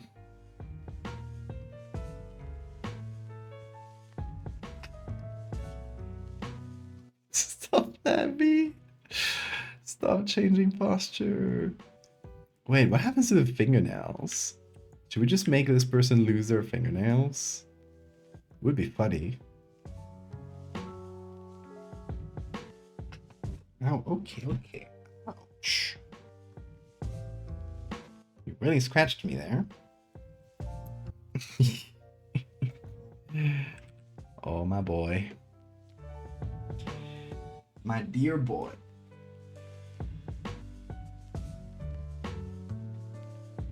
There he is. Do they bridge into each other? You mean the fingernails? We could do that too. I don't know yet.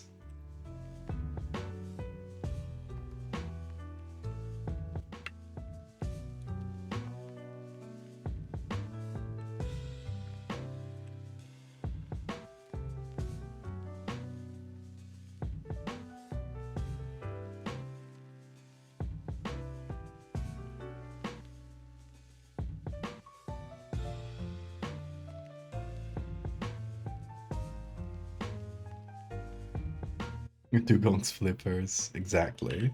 I mean, we could also remove the fingernail from the thumb.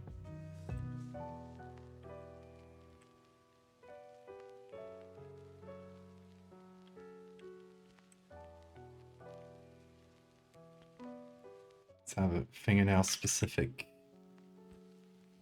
There we go.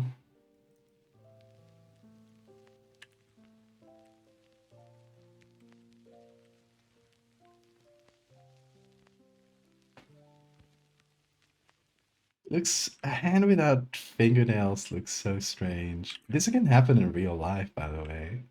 There's people that are like a very rare mutation where people are just born without fingernails with barely any, so it's like impossible to see.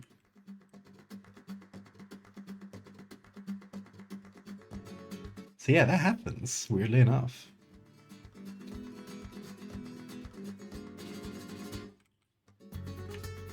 And when that happens, it can be the only solution can be, oh, you can get prosthetic ones, you can get fake ones, or get a tattoo. Some people do that. You get some fingernails tattooed. So at least like at a distance, people won't see you and see the person without fingernails, which must be pretty, you know, pretty annoying to have to live with.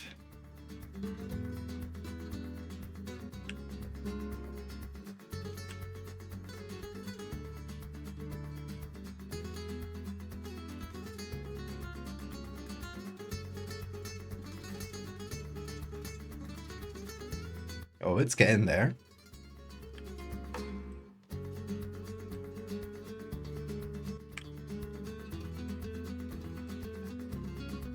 I think I'm gonna leave these little hairs where the fingers used to be as a reminder that they used to be there.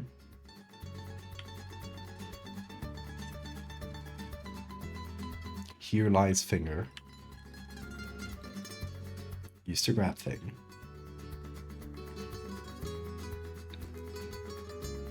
Oh, Bean. Oh, my boy. You're so sweet.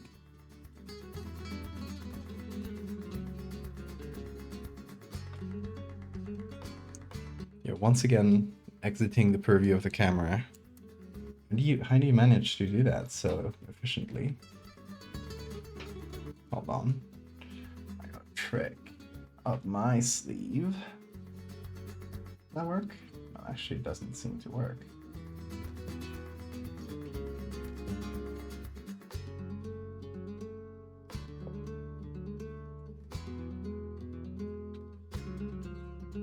Okay, my trick actually sucks. Hey, Bean. Hi. Oh, oh, okay. I guess Bean moved. So no trick needed.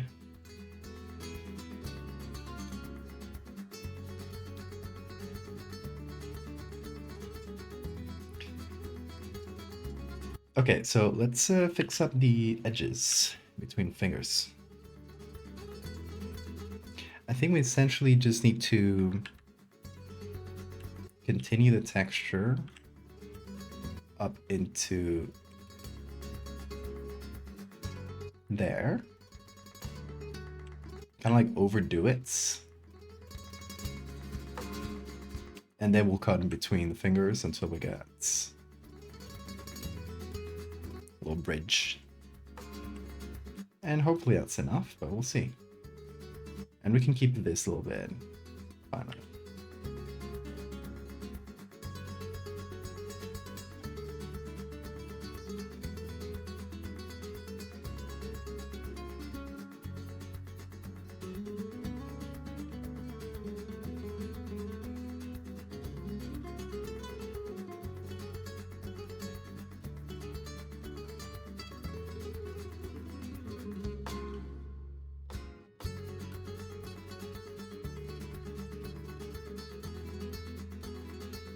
And then we do some soft light.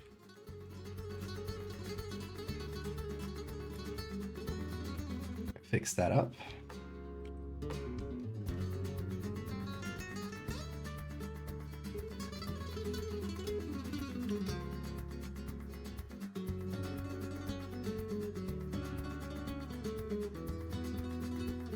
And have a little bit of an indent where every finger used to be.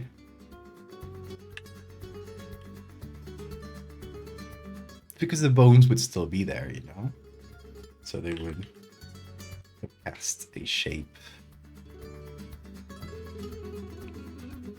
Okay, what should we do with the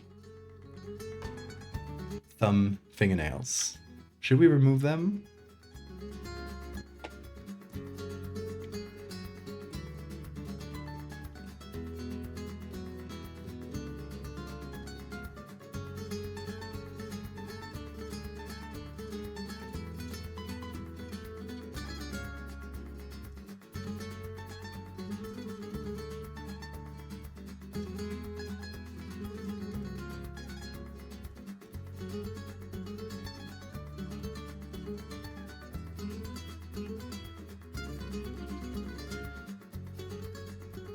About to grab.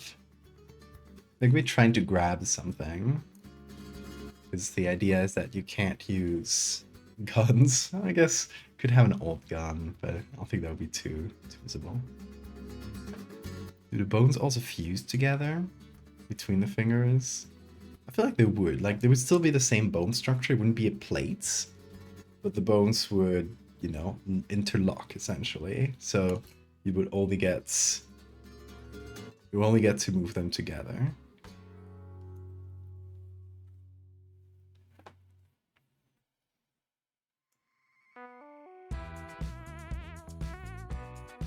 Hands like this, mittens or gloves, exactly.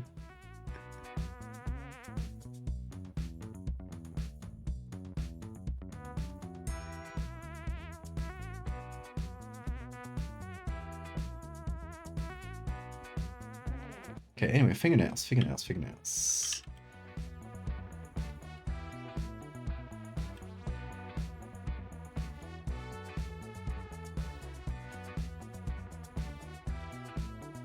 Should we?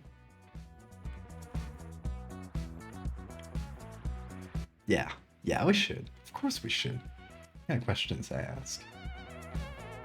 I know the answers to.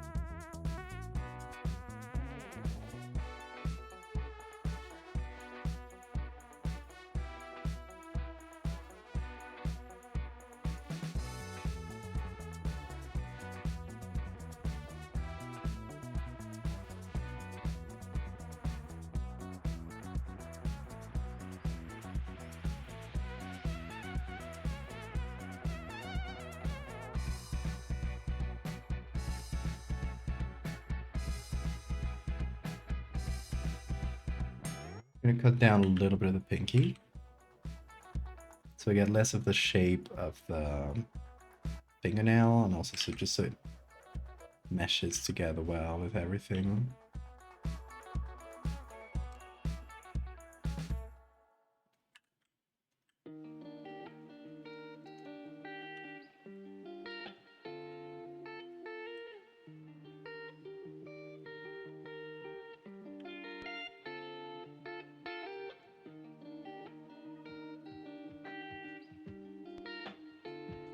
Hey Mitzi, how are you doing?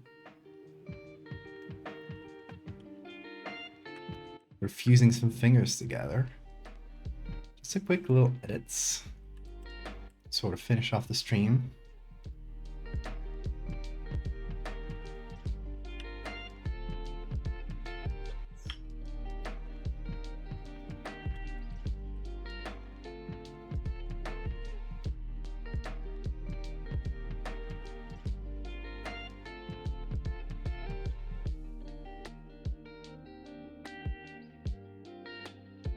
Had a long day.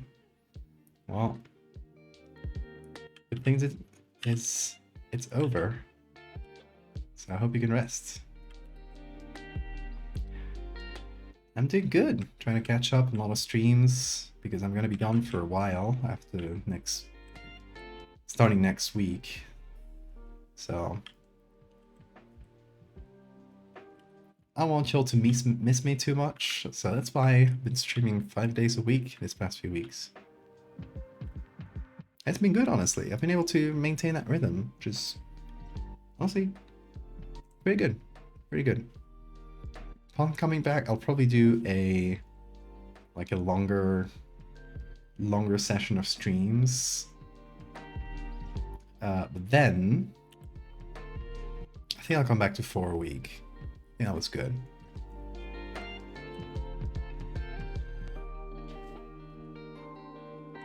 Like I had a good rhythm going before my computer broke and stuff. But I was doing pretty good.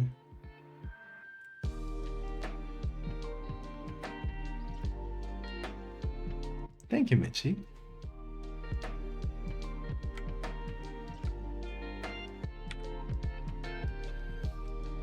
It's gonna be great. I'm really excited. Can't wait.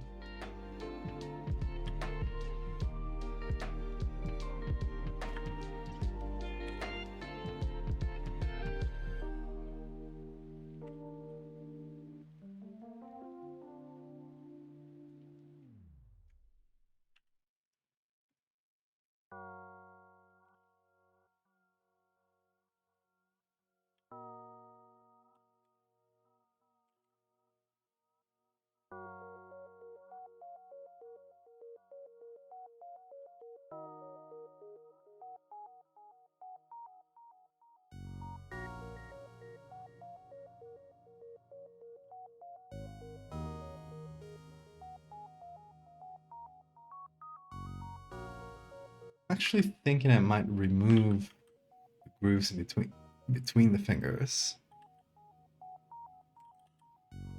Because yeah, there's bones are in there, but maybe it does, like, removing them entirely amplifies the effect. So it might be good. Okay. Let's put it all together.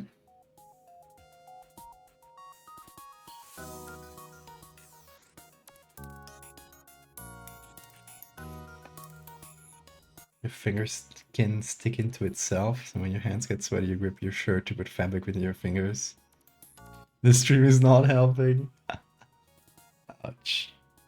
Oh shit, we need a background for this photo. It's sitting in the void. Let me first do these quick little edits.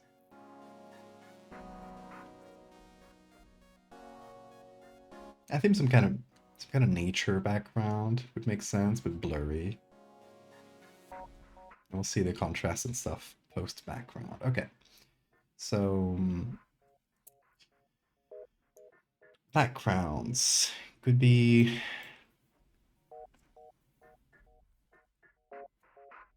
a jungle.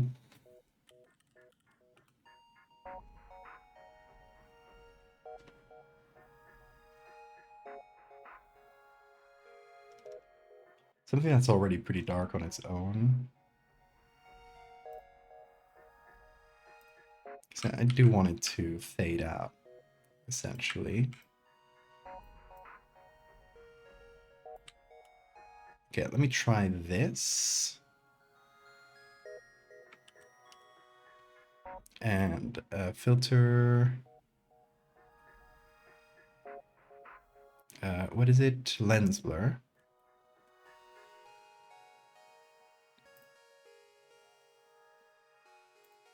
You get some bokeh and stuff in the background.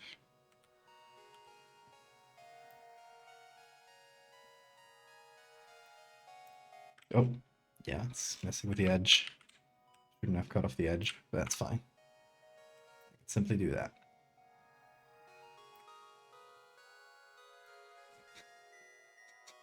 Not the fingersy.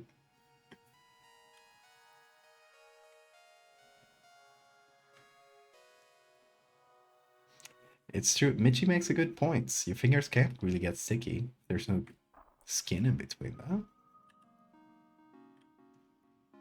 Maybe this is actually a solution to your problem.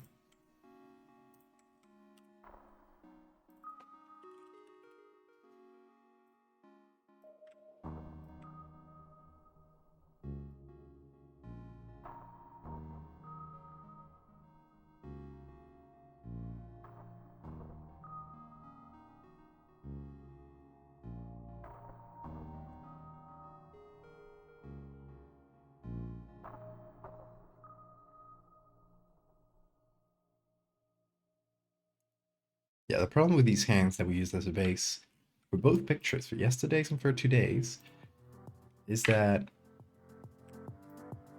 they're really extremely lit. So to give it a more natural lighting, you gotta mess with it quite a bit. It's a boat situation. I'd say they're still there individually, but you can only move them together. Right? They're probably fused to each other, or the joints are fused. So in some way or another, you can't really move them inside individually, or maybe you can. Actually, that's grosser, I think. If your flesh doesn't let you, as if it were tied, right? You can only bend your fingers this way, as if they were being held together. But you can try to wiggle one of them inside, but you can't get really far. It just wiggles. And I think that's pretty gross to think about. So I think, yeah, I think you can do that.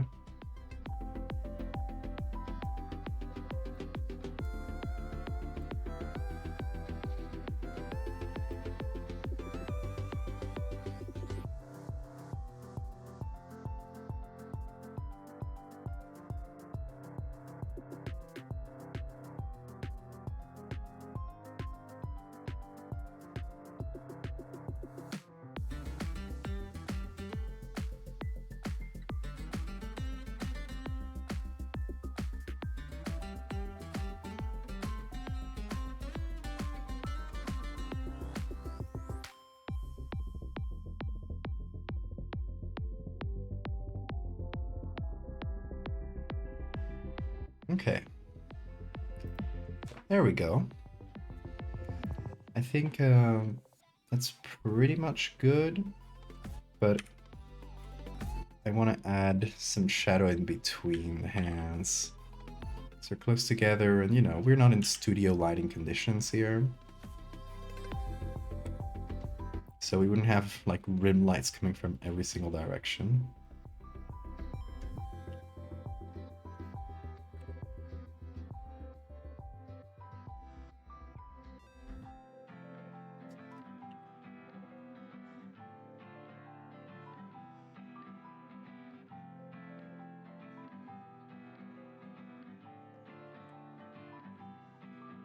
Taking my cursed photos in the studio, exactly.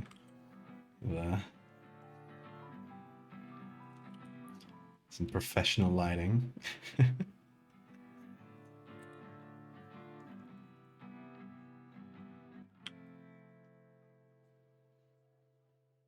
What's up with this arm, actually? Hold on.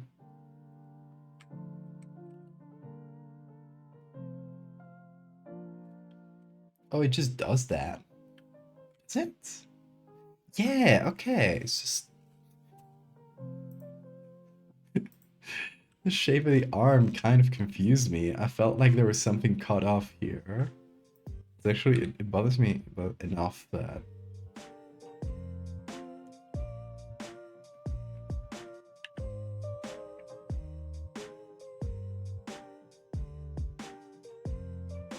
you can file off your bone, dude.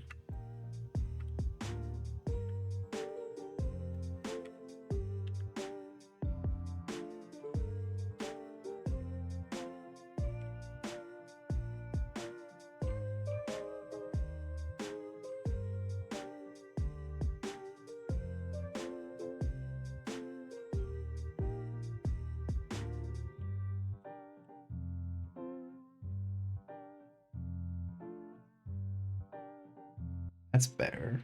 That's less studio lighting.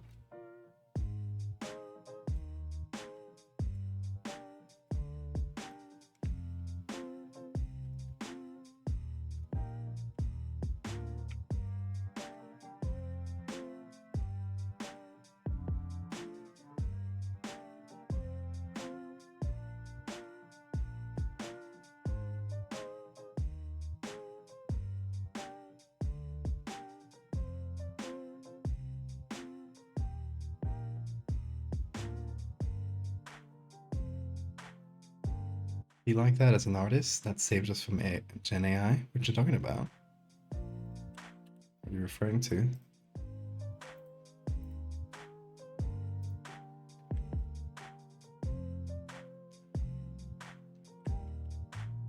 Oh wait, the damage.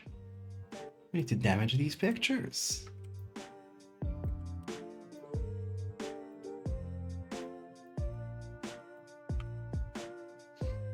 Can't have this picture stand uncrunched. That would be wrong of me.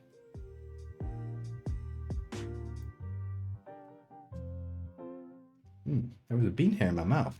I was like, what's that? God damn it. Bean.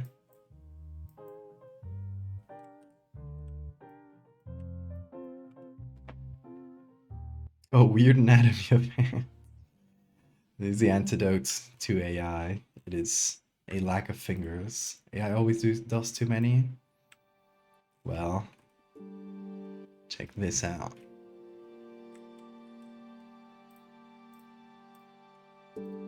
The ultimate counter. What kind of creature has this 4-in-1 thing going on? Oh, you mean the context to this? It is a curse you get in Dreadfarer. So if you keep being morally wrong or gaining corruption points in different ways, you end up getting curses, and this is one of 20 curses you can get. It's called Knitted Flesh, and your fingers fuse together, so you can't hold. Like you can't. The gameplay effect of it is you can't use the gun and the harpoon gun.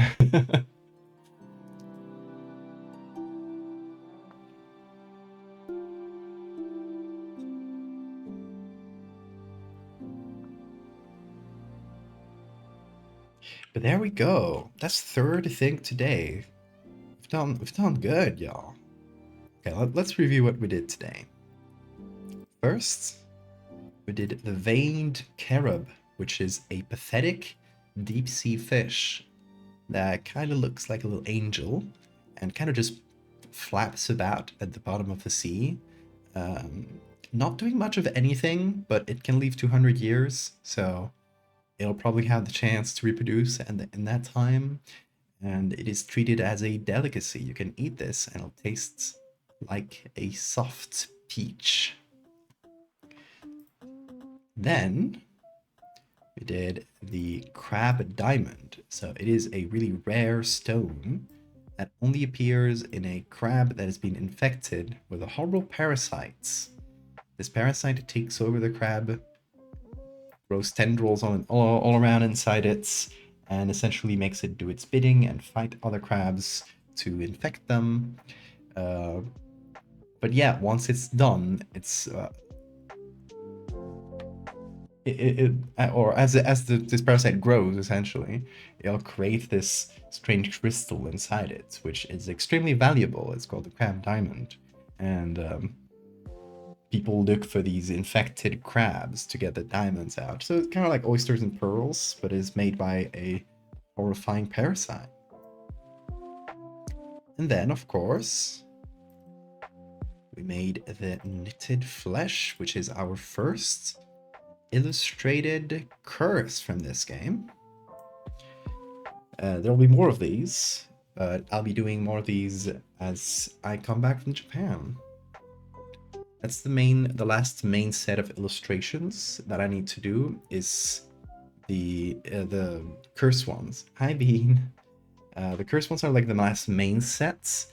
I'm also missing stuff from the secret area, but that's not stuff I'm gonna stream because those are illustrations I want to keep secret, just so there's some surprises in there. And because I don't want to talk about the secret area too much, because that makes it more interesting and fun. Can you get the parasite in you? Well, that's the risk you run. So much work done today. Yeah, right? I feel like we've been really efficient. It's been a nearly 4-hour stream, but hey, 3 and 4 hours is really good time. That's good. There's a lot of work to do for Dreadfarer, so this is just a good opportunity to just get a bunch of stuff done. And I'm really happy with all 3, so I can't complain. But yeah, that's gonna be it for this stream, I think. Yeah, it's getting late too. Tomorrow, we have a free day. Free day means we get to finish whatever we started and didn't finish this week, which in this case is merely this Spore fan art piece about the Grox. The Grox, evil guys from Spore. They look like this in-game. And we started this little fan art of them, but as you can see, it's still early stages. Like, we have put half of the body together, and we're still missing like the mechanical half, except for the eye. So we're getting there, but I wanted to have some kind of Spore fan art because I kind of owe being an artist to Spore in a big way. So tomorrow we'll be finishing this and maybe doing something else that we've talked about this week. We've talked about some fun ideas. I think I have a couple notes down here. Ooh, I like this one a lot. Yeah, we might do this idea. A body horror infection thing where your fingernails start growing and expanding and eventually take over your finger and more. But the idea is, you know, imagine a finger and there's fingernails growing like out in all different directions, all pointing up. So they accumulate and it sort of looks like a pine cone of fingernails that pops out of your finger, and it seems like it's expanding down, right? As a sort of, you know, fingernail cancer type of thing, I guess. But yeah, something that just looks like a weird organic pine cone made out of fingernails. I think that could be a lot of fun. So we'll probably do that maybe first today, just to start with the fresh thing, and then finish the fan art, or vice versa. I don't know. We'll see. That's the idea so far, but it's free day, so I might just change my idea at the last minute. Who knows? Like scales, exactly. But yeah, that's going to be the second to last stream is tomorrow, and the last stream of the week, and thus of the month, will be on Friday night, so 2 streams from now, and it'll be a little bit Halloween themed. We're going to design a creature for Halloween. It's probably not going to be posted until Halloween, so it's going to be early look at it, and it's going to be that's the pending idea I got. I might change this, but is a speculative biology take on a witch. So I want some animal that kind of looks like an old crone and steals children. I think that would be a lot of fun. Going for the jack-o'-lanterns? I don't know, too topical, I think. I kind of want to do a classic monster. Owls. I love owls. There is a witch type creature in Asturias called La Huasha, which is can transform into an owl, and she's a vampire. And I definitely want to do that too, but that's more of a folklore piece. I think I'm gonna go more in the speculative bio, like creature design direction for this witch. But I definitely also want to do La Huasha at some point. It's one of the main folklore things I have yet to do. But yeah, we'll talk about that more as we get to Friday. But yeah, that is going to do it for us tonight, y'all. Thank you so much for being here. It's been a really fun stream. We've gotten so much done. It's honestly pretty impressive. Three things in a day. Pretty good. Y'all, thank you so much once again. I'll see you to a great time zone. Take care.